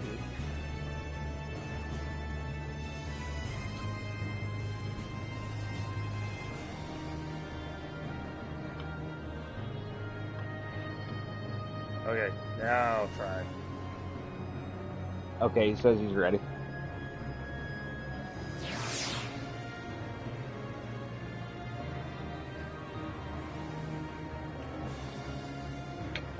I does not seize pen.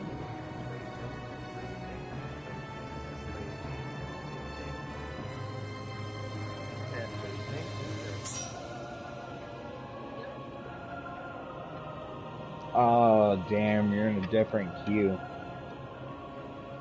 Or a different instance.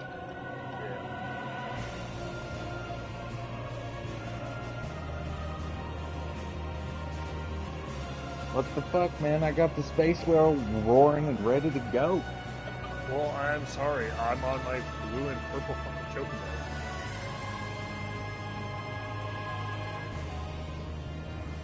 Is it sick? No, it's Hades.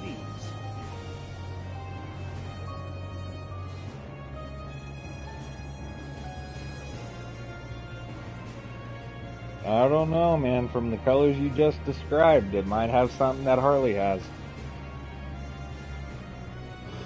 I'm excited for him to get on.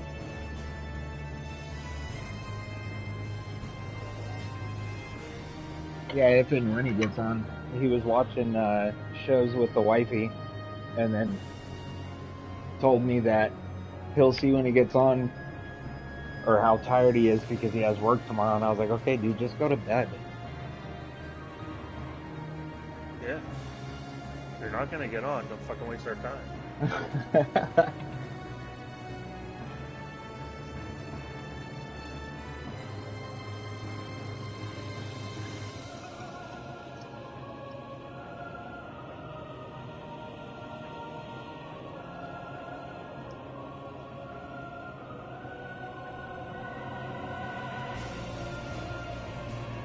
So we're finally on the same missions?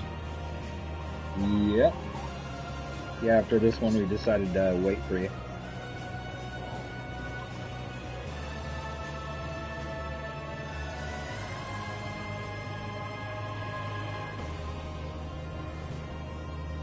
One mil to 84.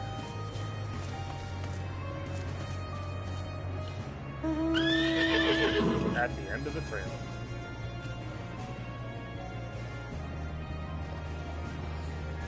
Oh, it's all the way over there.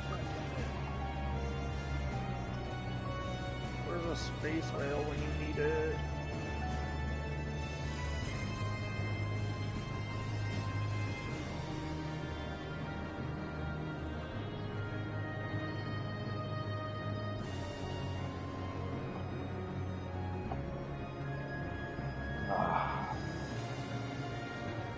Fresh, ice-cold, filtered water.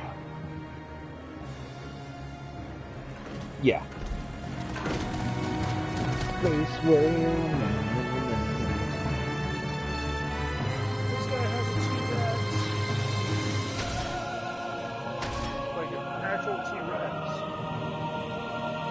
Over here to where they're doing the ceruleum.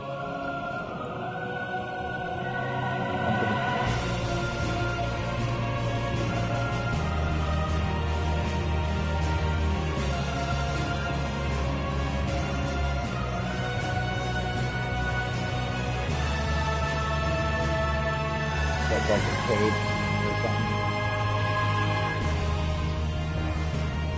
Oh, for the trappers? Or tappers? Yeah.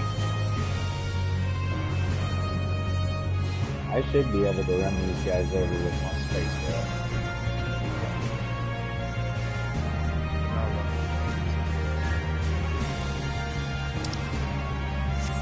This is my space whale. I run over people if I want to.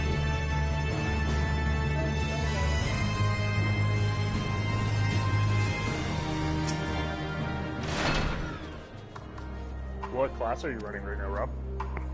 My Pally down. I'm level 87.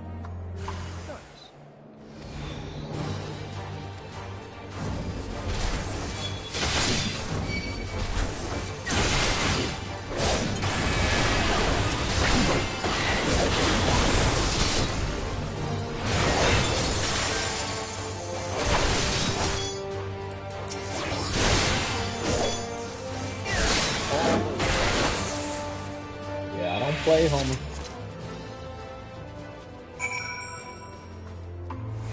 I will take you all out.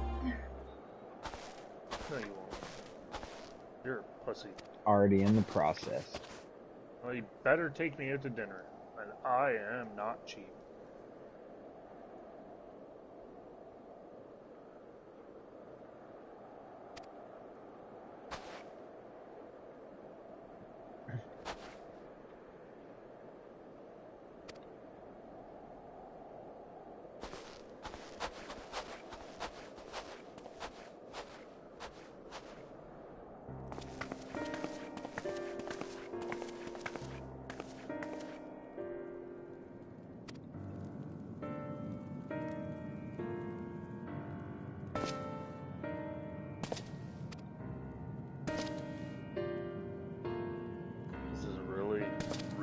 research area.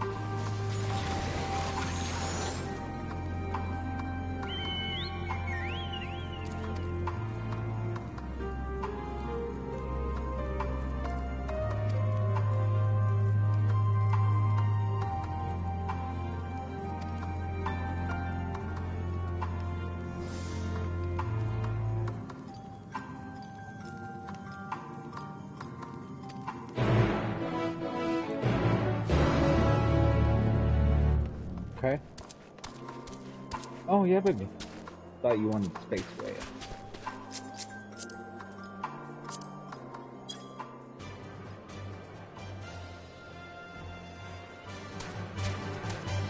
Giant chicken tender, with legs. What part are you guys on? We already got the cerulean thing, and we're on our way back up to that deceitful little hoo-ha. Okay. Cut to the left, please. Cut to the left more. Yeah, I've already made it back to the building there.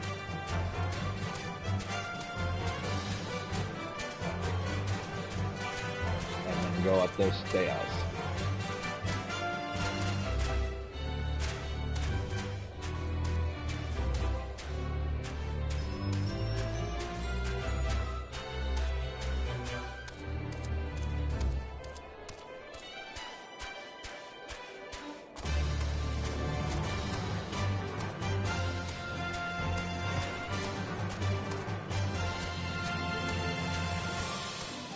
To your right.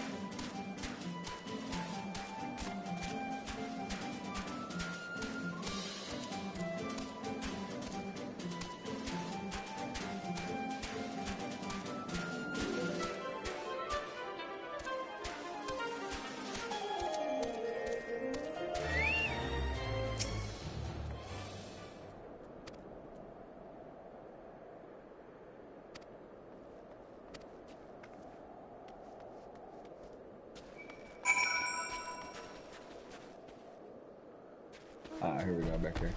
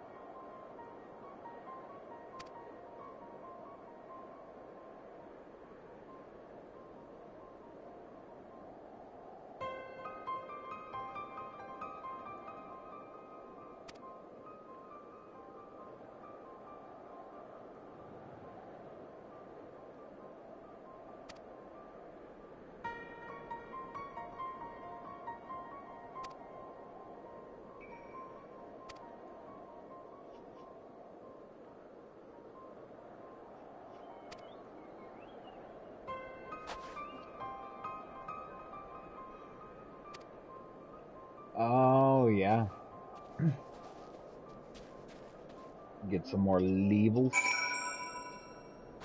Levels? Can I beat this little dude's ass? You think the game will allow me to slap him around a little bit?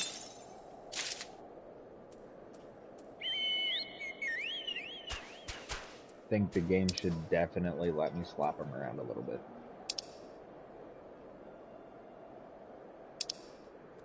Just a few slaps, nothing major.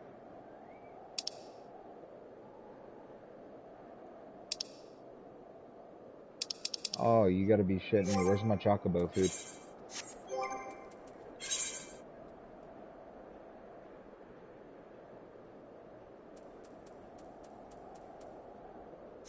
It's not in my inventory at all.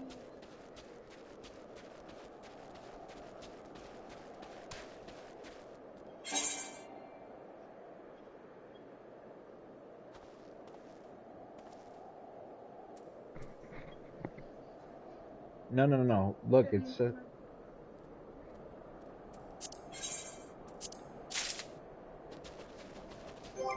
thank you, my love, but that makes no sense.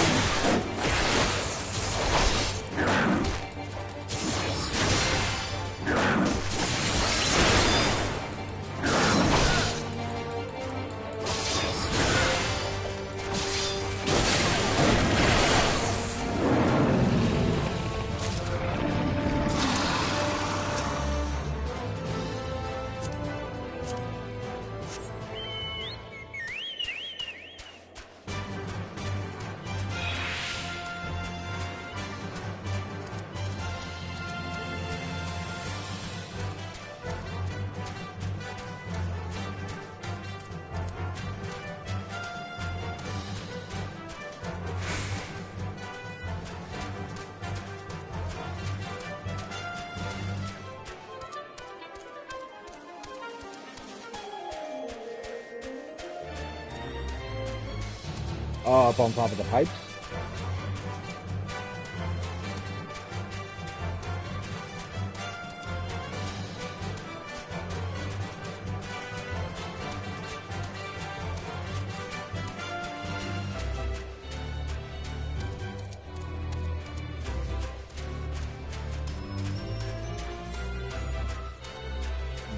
They must have ate some Chipotle.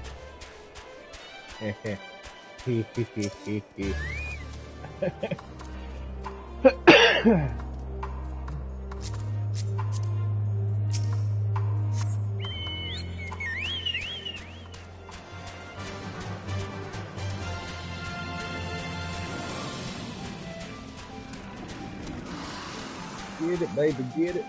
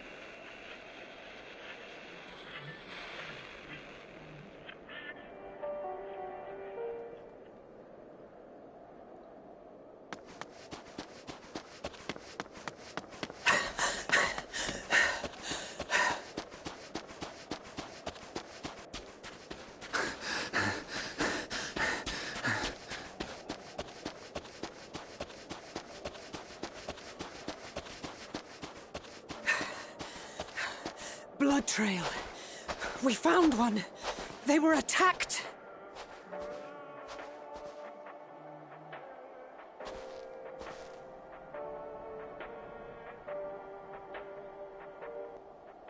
No.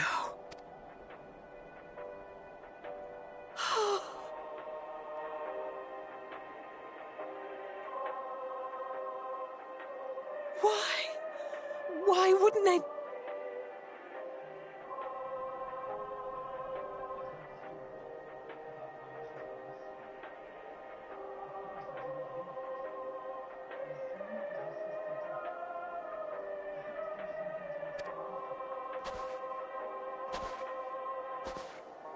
Safer to brave the wild.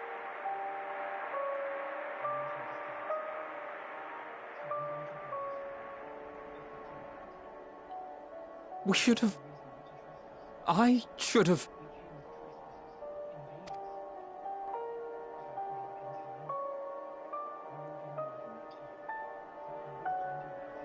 We can't leave...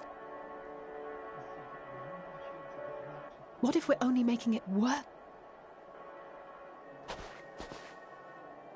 Maybe we...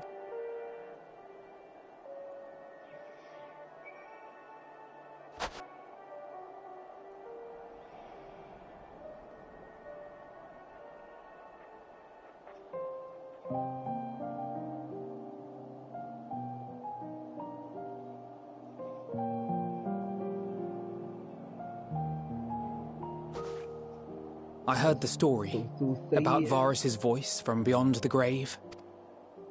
Of course, I didn't believe it. But Licinia and her sister did. Perhaps there is something to the tale after all. It's all Jordan's fault. I want to understand. So I'm going to borrow this for a while. You had every reason not to trust us. We came as trespassers, invaders.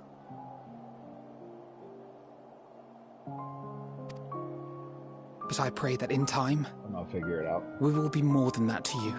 That we will find a way to help your loved ones. And see that no more children are left to freeze alone in the snow.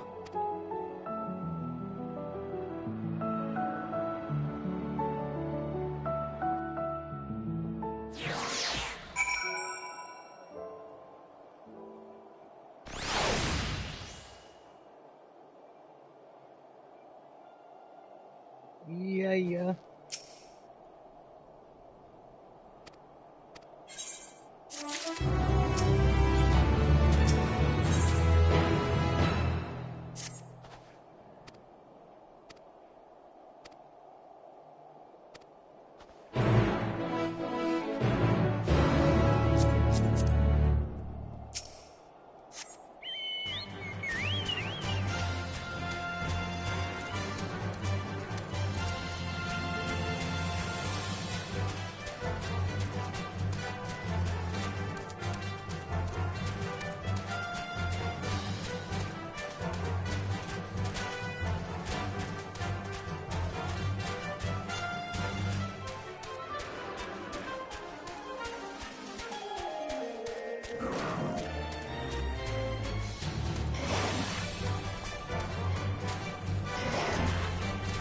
Oh, I see it.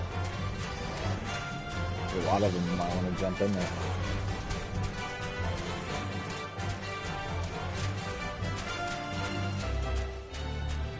Yeah, you're coming up to it. On the right-hand side.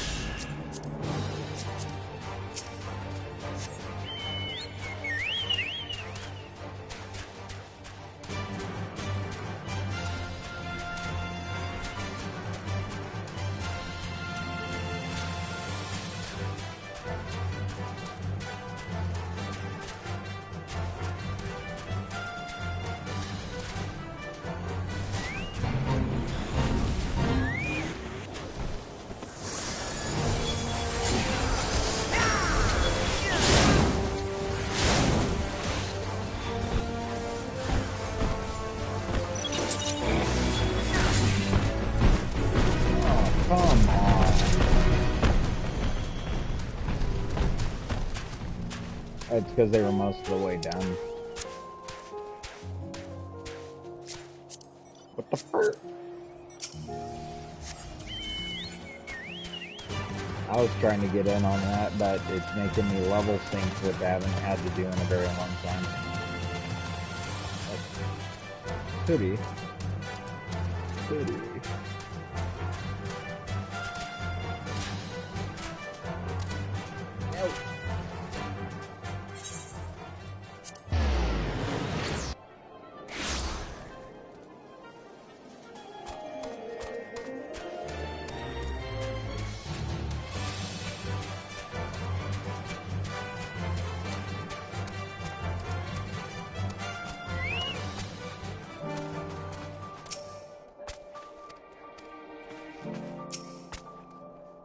Oh, I'm not saying that.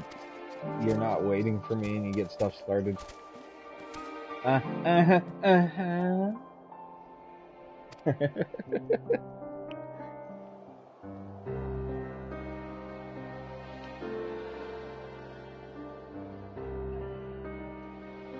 Thank you for your report. We shall inform the troops of these developments and instruct them to proceed with the utmost caution. Allow me to go and speak with the ones at the victor's spoils. They may be more willing to listen to a fellow Garlean and accept our offer of assistance.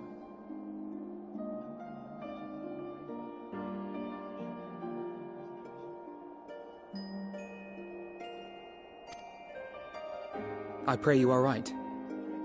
And though I am loath to burden you any further, should there be an appropriate occasion to speak of Licinia and her sister?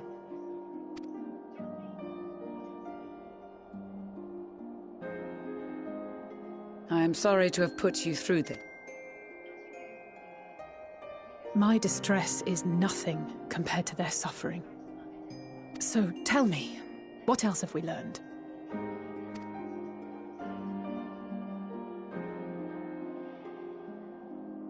As you may have already heard, we have succeeded in curing the members of the Populares.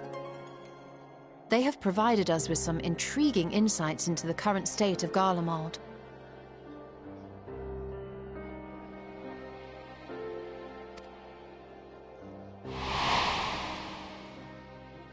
The assassination of Emperor Varus was the catalyst for the civil war.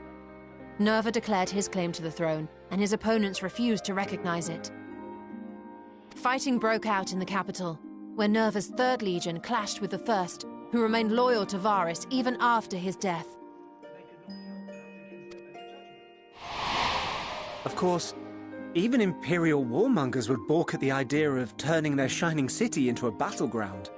Like burning down the wood to spite the wasps. Neither side would be so mad. Unless something or someone inflamed their animosity to such an extent that they could not help but act against their better judgment.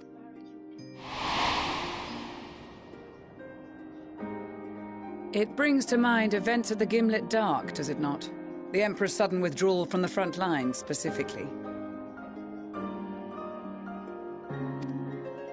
Nerva and his father, Titus, Varus's then political rival, took advantage of rumors that Crown Prince Zenos had been possessed by a demon. Elidibus, what better way to disparage your enemies than with the truth, or a close enough approximation? Indeed. But before their accusations could be substantiated, many of Titus's followers were silenced, while some were merely stripped of their status. Others died under curious circumstances. One after another, suddenly and suspiciously. Again, Elidibus. Like as not, he had a hand in it. No evidence was found to implicate Varus, certainly. Nevertheless, Titus, Nerva, and the Third Legion would have judged it a brazen attempt by the Emperor to rid himself of his political enemies.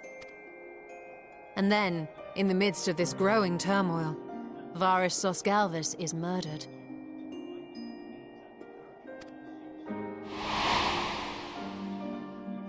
And Garlemald's own prodigal son, Gaius van Belsar, is named the murderer. Shortly thereafter, Nerva claims the right of succession, and in response, the First Legion claims the assassination was part of a coup d'etat orchestrated by Titus and Nerva.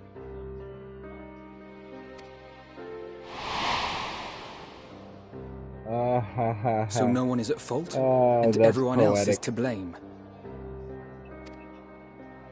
I should add that both parties received substantial financial backing, presumably to provide them with the means and encouragement to pursue a swift victory, and that these contributions came from the self-same benefactor.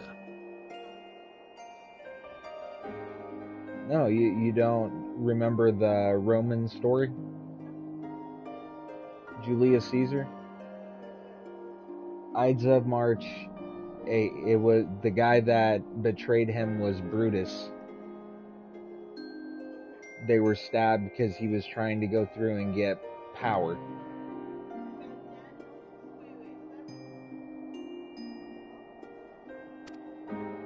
I'd heard House Brutus had been filling the Third Legion's coffers, but the First as well.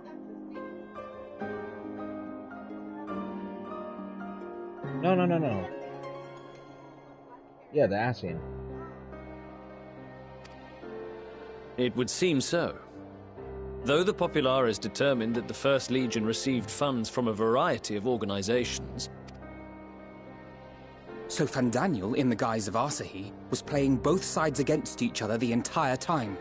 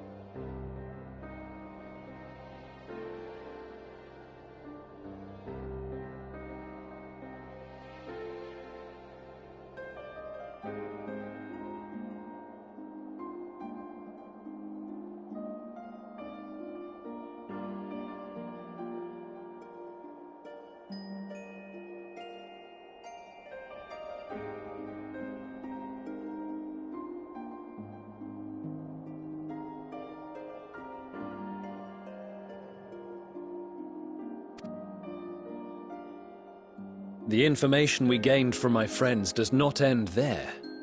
One night, shortly after fighting broke out, the capital was shaken by an immense tremor. From that point onward, they have no memories, no recollection of any events, including our clash on the Magna Glaciers. But when asked about the Imperial Palace and its bizarre transformation, they somehow recall Emperor... May the Tower of Babel stand as testament to the glory of Garlemald. This sounds awfully familiar.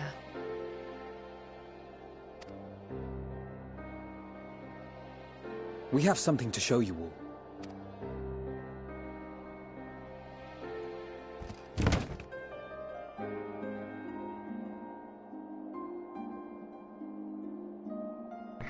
Varys spoke to them through this radio. Perhaps it was a recording, but if not, that would be inexplicable.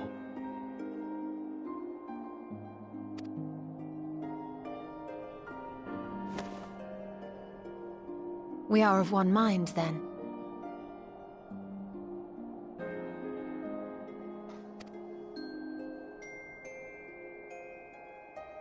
The ether that permeates the ore used in this device is almost identical to that of the talismans.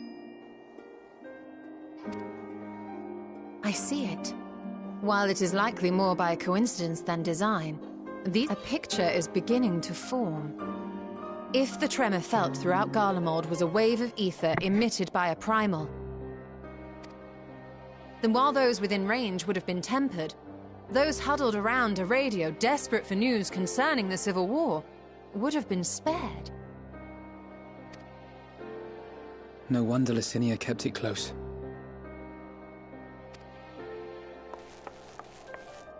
My friends, I must speak with you.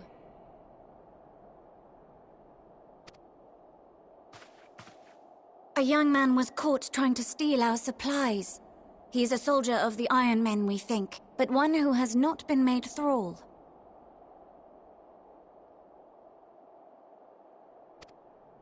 Thankfully, Magni restrained him before blood was spilled. The stranger is outside, if you wish to ask him questions.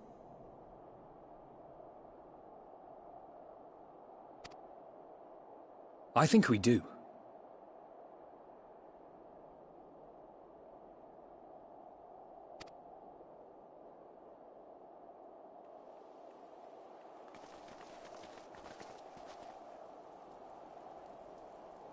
Who do we have here?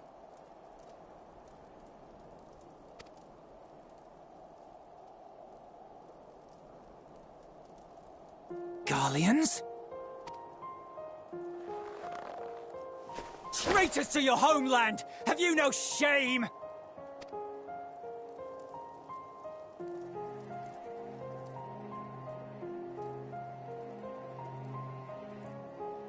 I am Lucia Junius, a Temple Knight of Ishgard.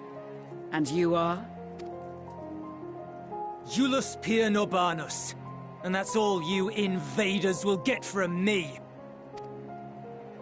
We are not here to invade Garlemald. Far from it. Like you, our allies in Eorzea and the Far East fight in defense of their lives and their loved ones even as we speak.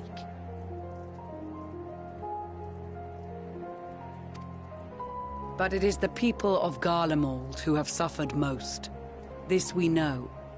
And that is why we have come to offer you our aid, that we may unite against our common foe.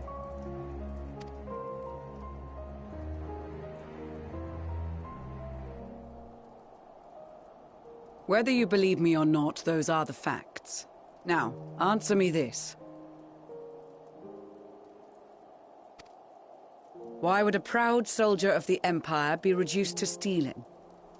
The situation must be dire indeed for you to go to such lengths. If it is supplies you seek, we would gladly share ours, or turn a blind eye while you leave with your spoils. I will not negotiate.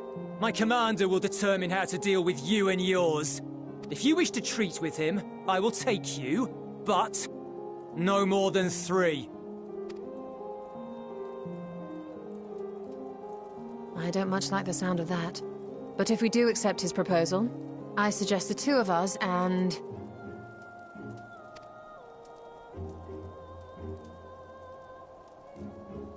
Please allow me and Alize to act as envoys. May I ask why?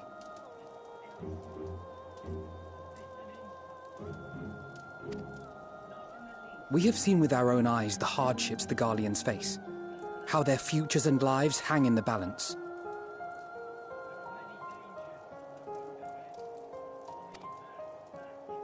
It's not the warmest invitation, but it's an opportunity to prove our intentions true. Maybe not a chance to make things right, but a chance to make them better.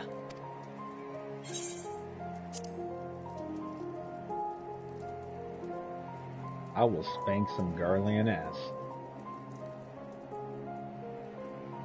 I can see that persuading you otherwise is a lost cause, but you will proceed with the utmost care.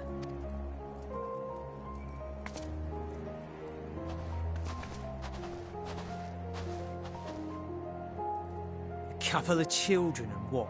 A sellsword? Is this an insult? Not in the least. You will find that they are more than qualified to speak on our behalf. There are many dangers on the road ahead. I will need that back.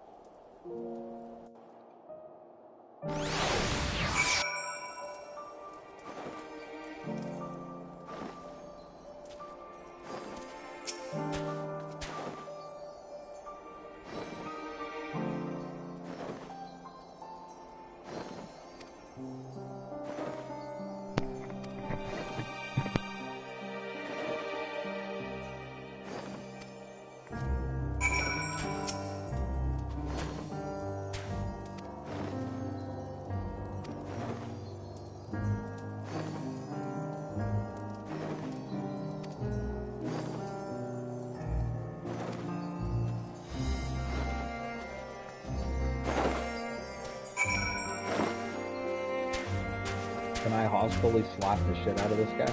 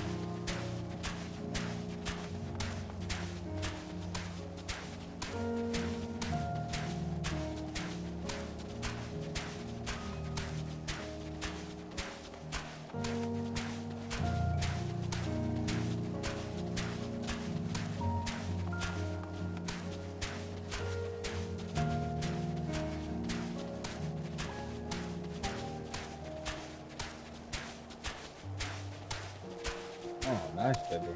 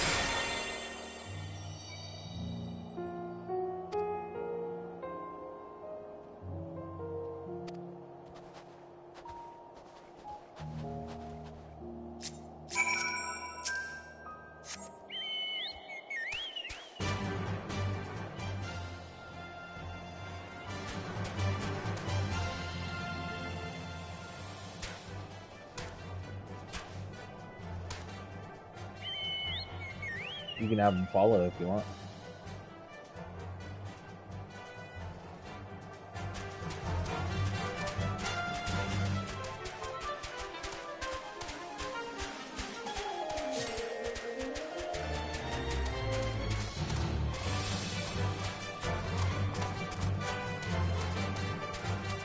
Another battle.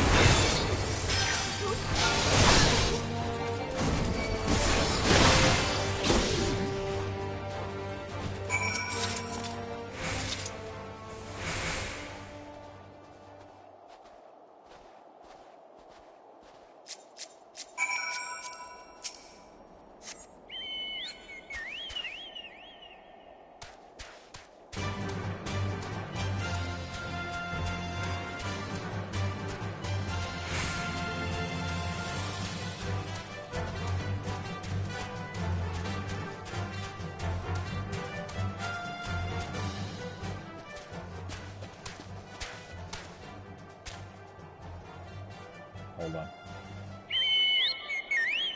Trying not to add something else for us to fight. Fuck it, we'll go around.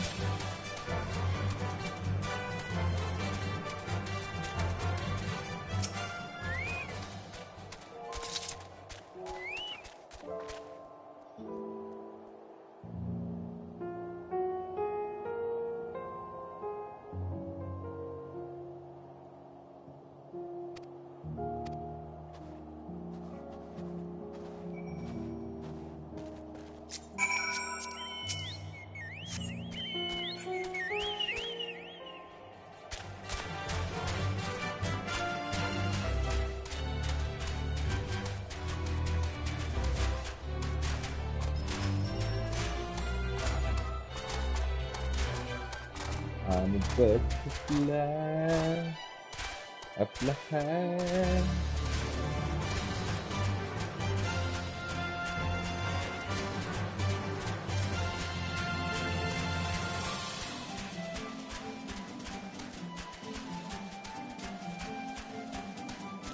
Think we should have tuned before we get in that battle?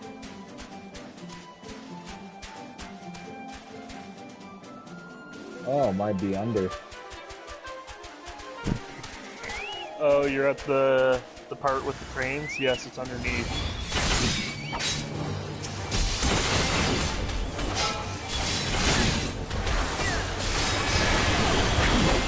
And it does not allow me to drop.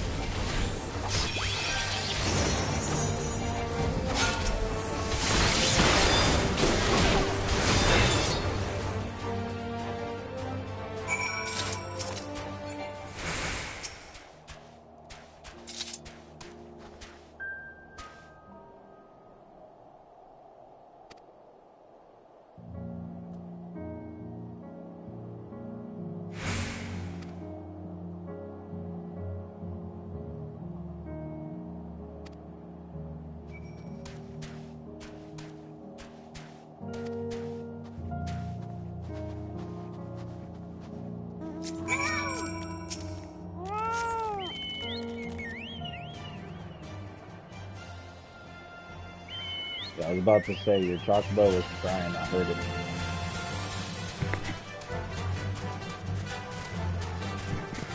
Shut up, Rob. Go eat something nasty. Yeah, would you like that? Insulting. I know, it hurt deep.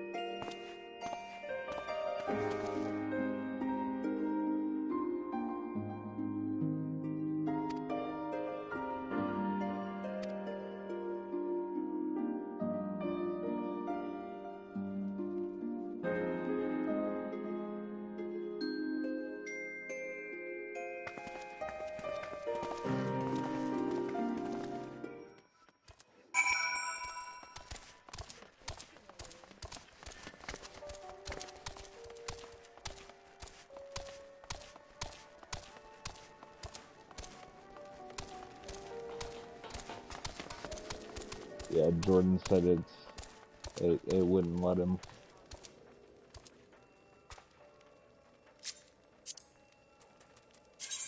Yeah, it would not allow me a tune. It says it was, I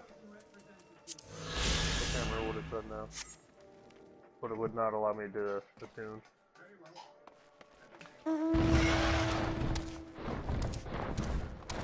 It's kind of weird.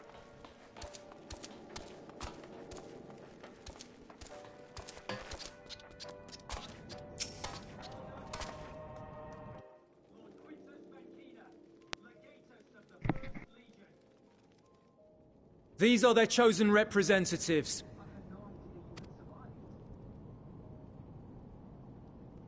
Very well. Let us hear what they have to say.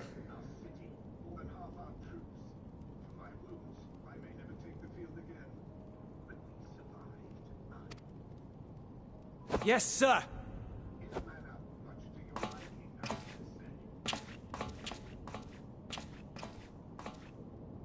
I present to you our commander,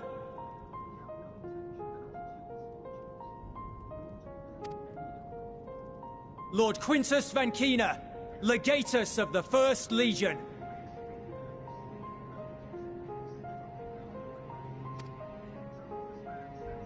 The First?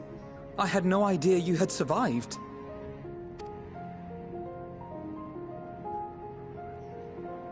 We lost our Emperor, our city, more than half our troops. For my wounds, I may never take the field again. But we survived, aye. In a manner much to your liking, I dare say. We have no intention of adding to your misfortunes, nor do we bear you any ill will. Spare me. Though you children may speak in earnest, overtures of peace ever ring hollow in my ears.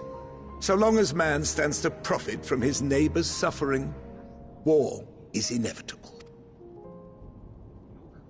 Driven from our ancestral homeland into this blasted waste. Yet still you yearned to rob us of our paltry scraps. 'Twas only with Magitech that you learned to keep your distance. Though we knew it was only a matter of time before you regrouped and returned. Conquest and Empire were our only defenses. Emperors Solus and Varys understood this, and through their campaigns saw us grow and prosper. Much blood has been spilled in Garlemald's name, aye. But if it is a choice between yours and mine, then it is hardly a choice at all. I do not deny that a great many conflicts throughout history were driven by the desire or necessity to gain by another's loss. That is not why we are here.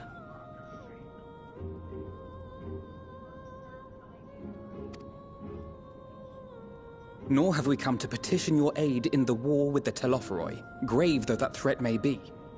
Our purpose is simply this. We wish to help you. Let us help you. If there is aught that can be done to ease your plight, we would be glad to do it. Perhaps you would.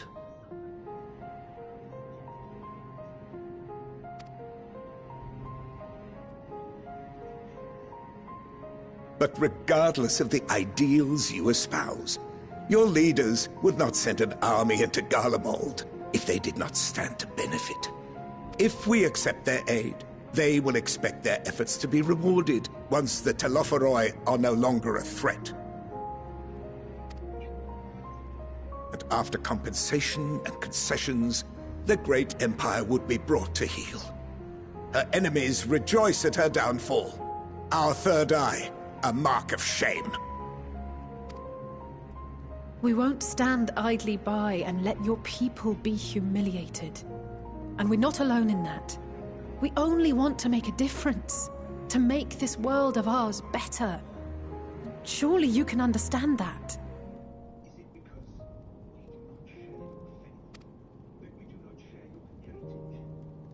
What I'm trying to say is, there are so many people who just don't care about making you suffer. And maybe that's almost insulting, after all the suffering you feel the world has subjected your people to, but...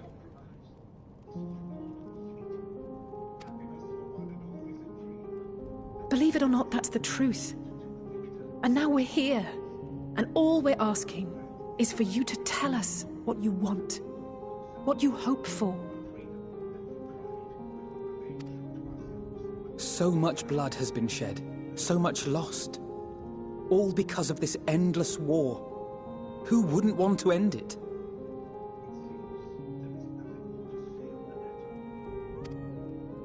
Can we not work together? To face our problems as one?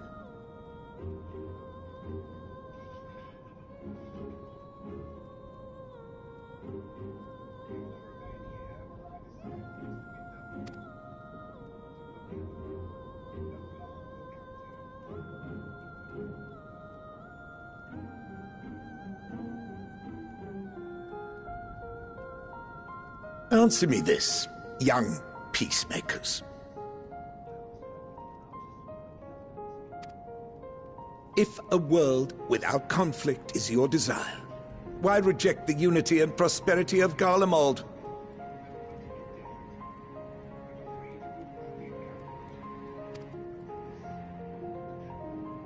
Is it because we do not share your faith?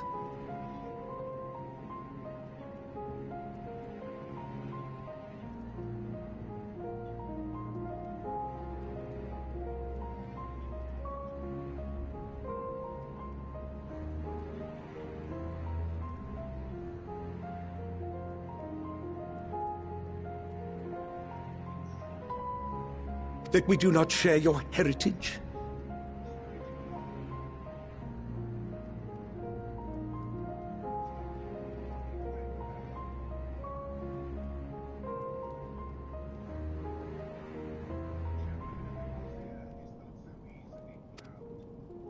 That our ideals and virtues differ? That we cherish and hold in the highest that which you do not?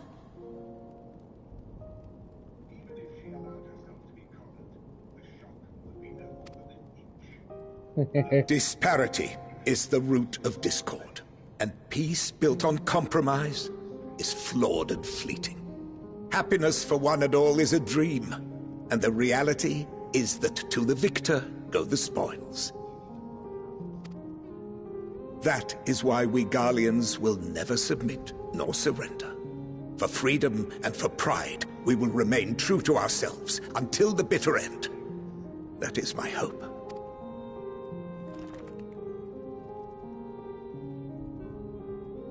It seems there is nothing more to say on the matter.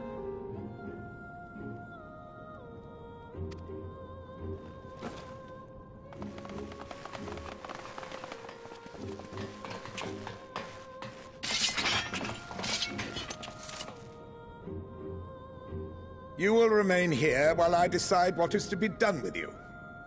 Do not be alarmed. No harm will come to you if you cooperate.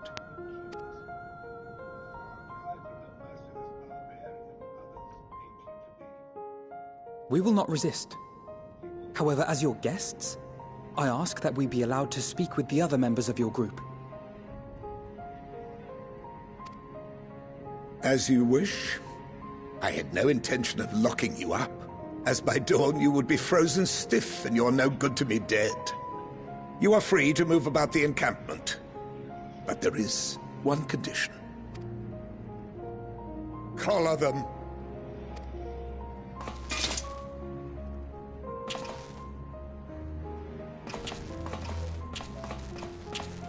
What is?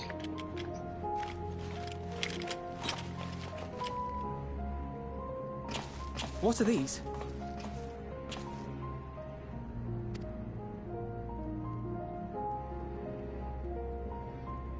Incentive. You'll be watched at all times. Stray too far or act... Stop. Keep away from that one.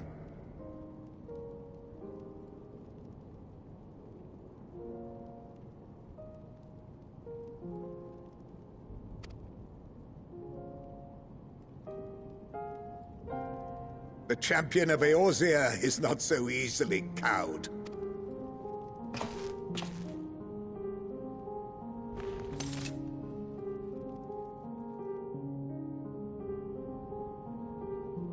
Even if he allowed himself to be collared, the shock would be no more than an itch. No. If he refuses to obey, we will activate the twins' restraints instead.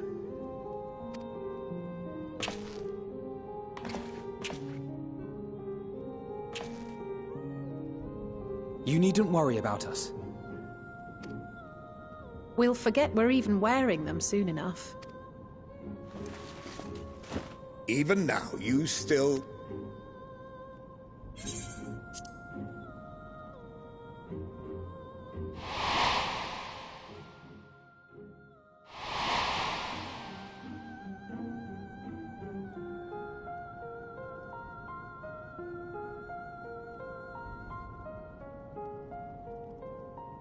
You are a curious one. A far cry from the merciless barbarian others paint you to be. You will be their warden. Take them away.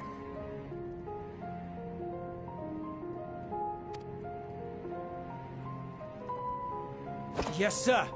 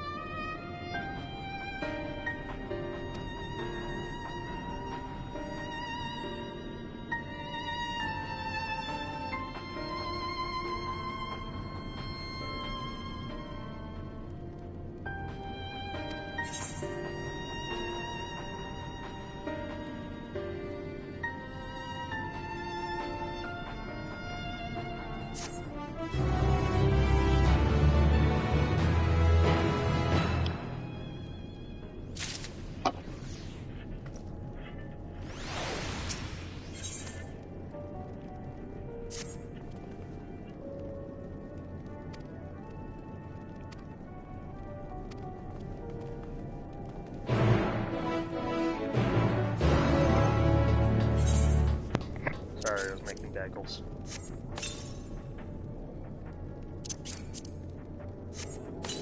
Oh, you're good, dude. Whereabouts are you? Trying to hold back with every fiber of my being from just unleashing an unholy can of whoop ass on the Guardians. Oh, for, why?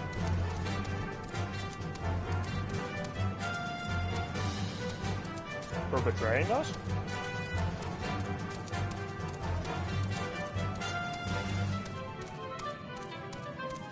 We're still dealing with them in their little camp.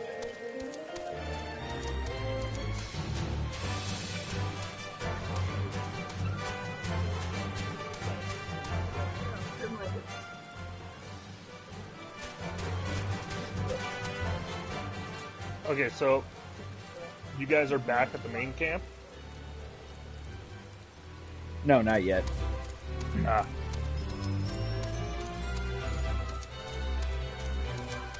Oh, but there's Aether current.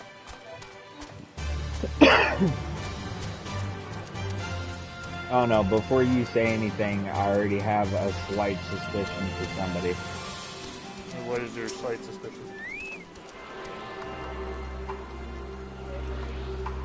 No, he hasn't got through this part. No, he's already past this part.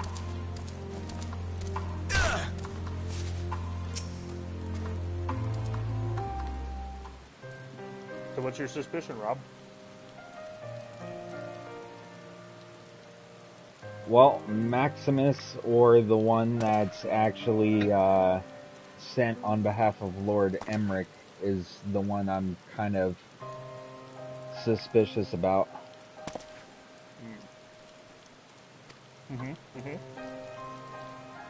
For the main fact that they showed a little bit of,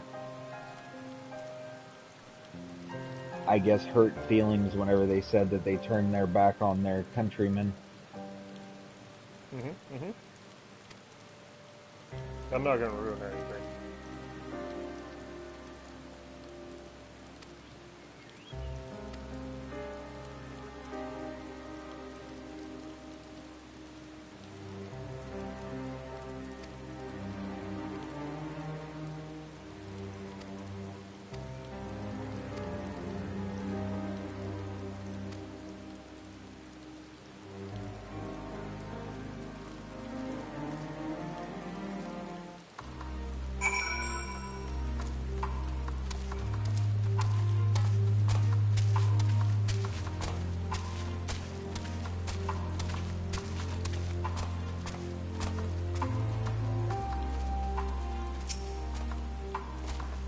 Don't worry, babe, we're gonna burn this mother down.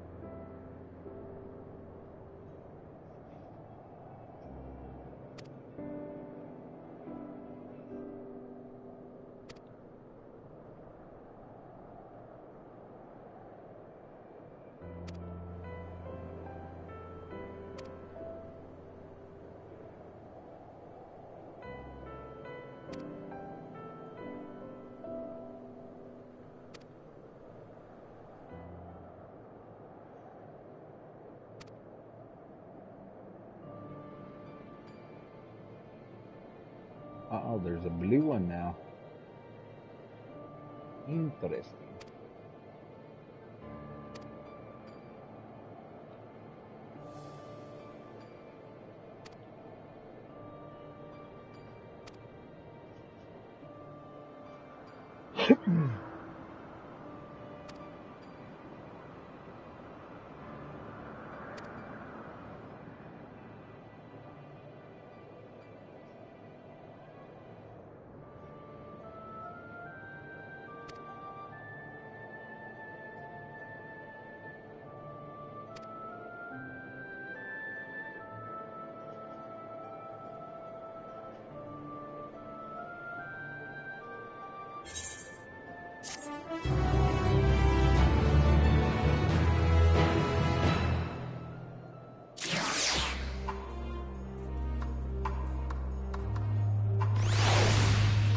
You're gonna sneeze and give people the Rona.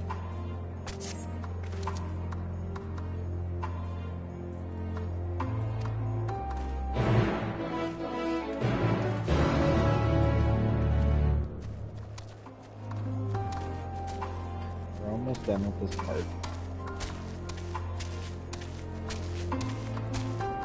Just remember, it's all Jordan's fault. What's Jordan's fault? That we're here trying to help the Garleans. Yeah, you're trying to help the Garleans, but you know what? You're just mad because I'm ahead of you for once. No, this seems like a Canadian thing to do.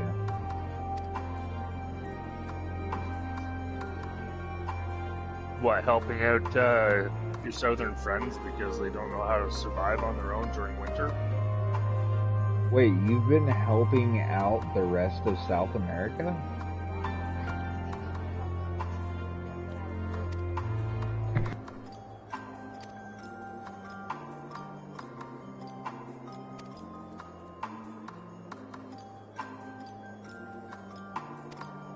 Where the fuck is this item I'm supposed to use?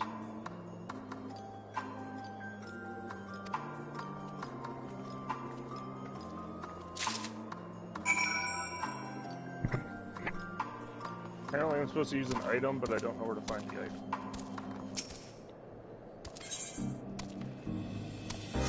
Oh, that's Interesting.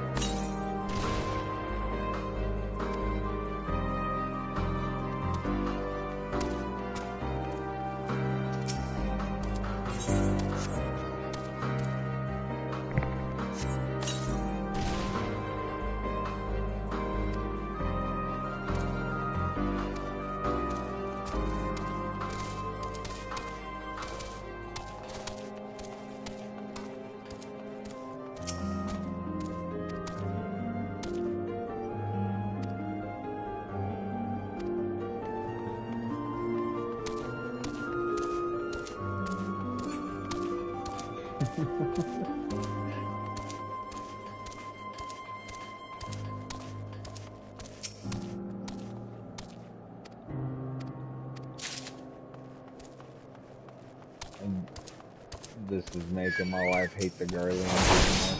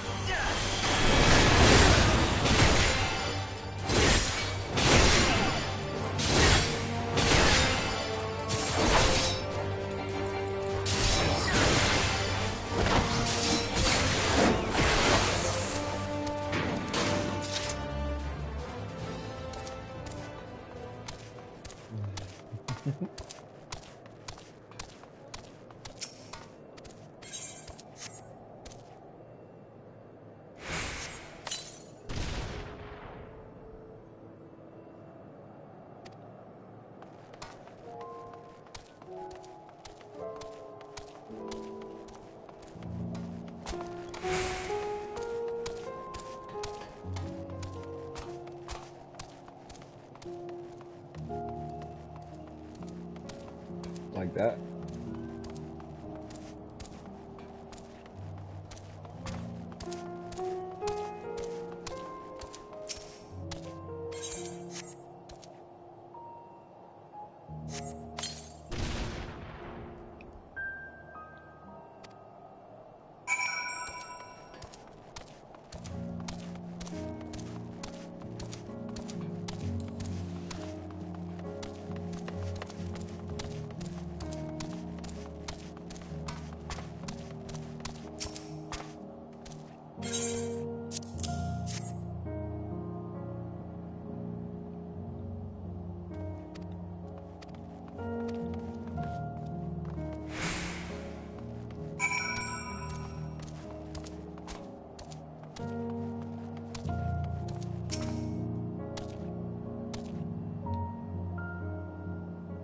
You were standing right next to him.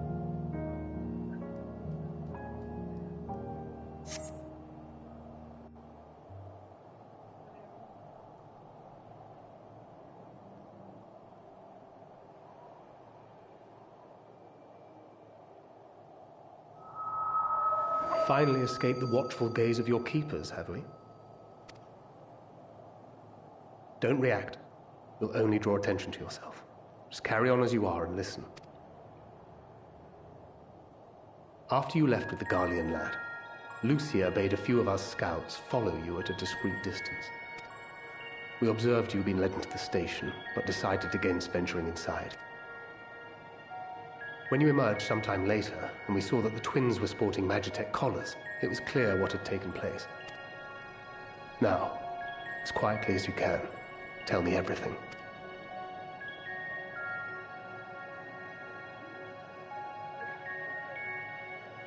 The Legatus himself, eh? Now there's a surprise. This is also the first I've heard of a plan to join forces with the 10th and storm the Tower of Babel. An interesting development, and perhaps the opportunity we've been waiting for. Our comrades back at the camp also received some rather promising news, but it's still too early to get our hopes up. For now, keeping yourselves out of harm's way comes before all else. Whatever demands the Garleans make, indulge them. With luck, this will all be over soon. Until then.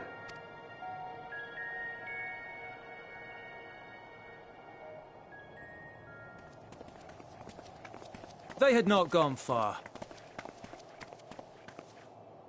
We searched high and low, but no luck, I'm afraid. I might have guessed you'd be the only one to find anything. I wasn't expecting much to begin with. Eventually, there will be nothing left out here for us to safely salvage. For now, this will have to suffice. We should return to the station.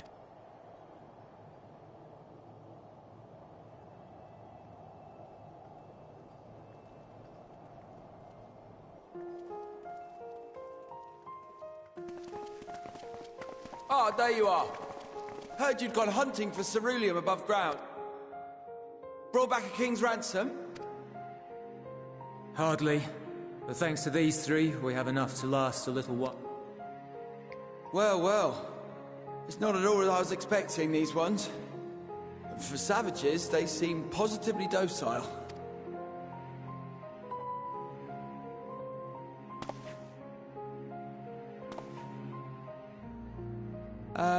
It's a poor attempt at humor. In all honesty, I'm grateful for your efforts. But even with another night of warmth, there are those among us who may not live to see them all. I trust your expedition was fruitful. Lord Quintus!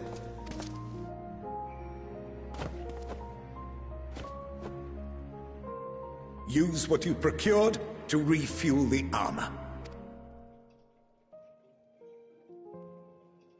But, sir, what about the heaters for the camp?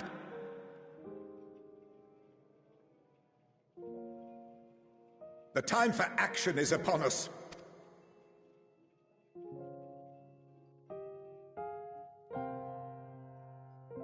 My men and I have matters to discuss.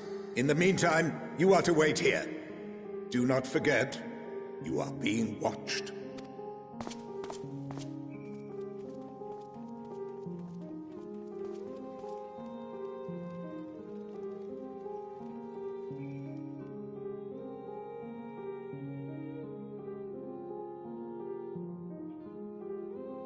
The time for action. What did he mean by that? I can only speculate. Clearly something requiring their magitech, given what we just heard. Whether they plan to utilize it now, or after they join with the 10th, is another question.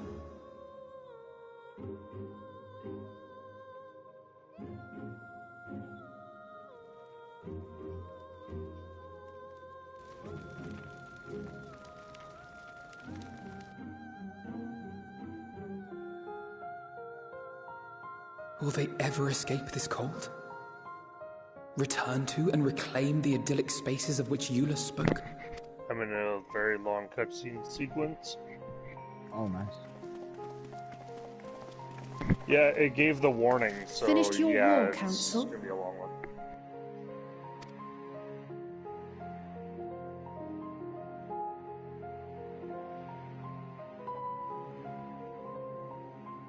Alphino and Eorzea to stay here, as our prisoners. They will be released once your comrades have relinquished their supplies and withdrawn from Garlean soil. Until our terms are met, they will be detained at a separate location.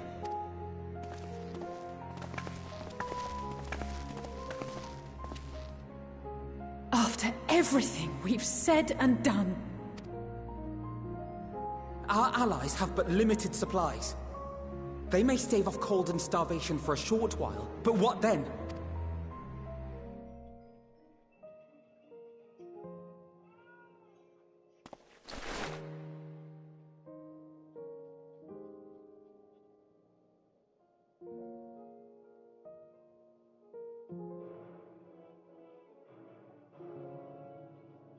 For now, keeping yourselves out of harm's way comes before all else. Whatever demands the Garleans make, indulge them.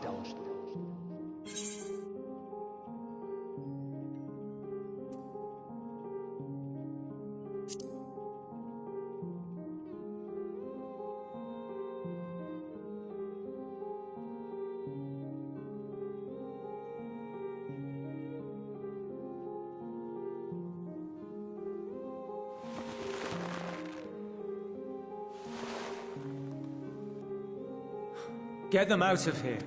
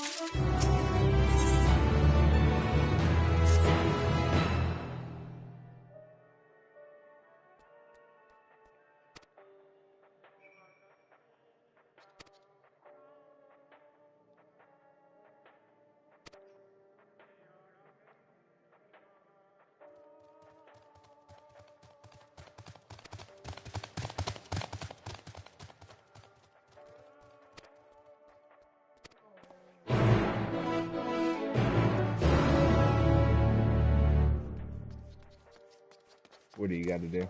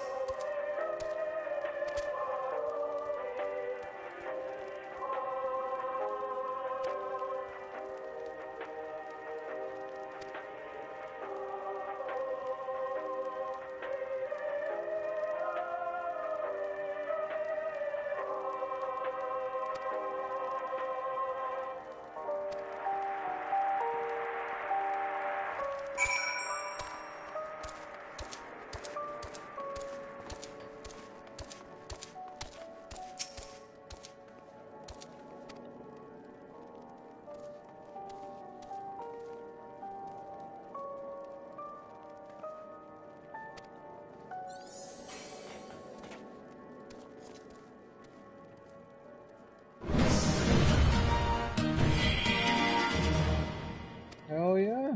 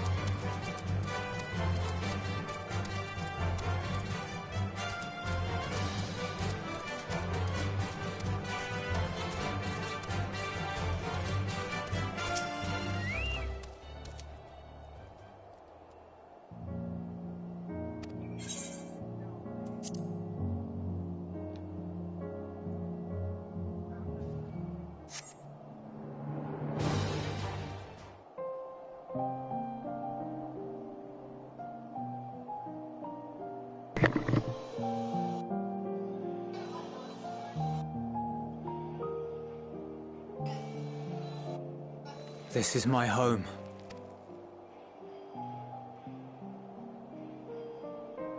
At least it was until that night. I was with Lord Quintus when the capital fell, and thus spared. My family, who did not...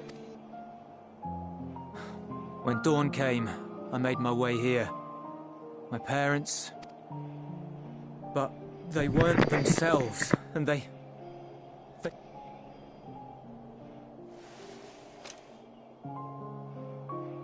I'd promised to take them away from the capital that very morning. I promised.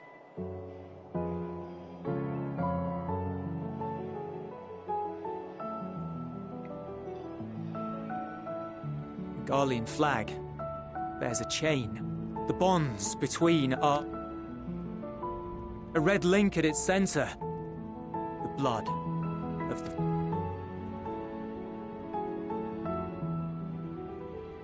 But if she too fell, who would be left to remember them and their sacrifice? What enduring proof would there be? If we had turned to your gods, would they have saved us?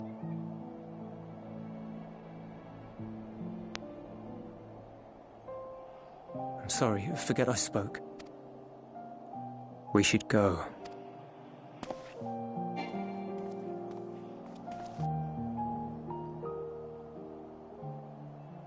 Oh, you were able to attune to it? Oh, damn it. It's no use.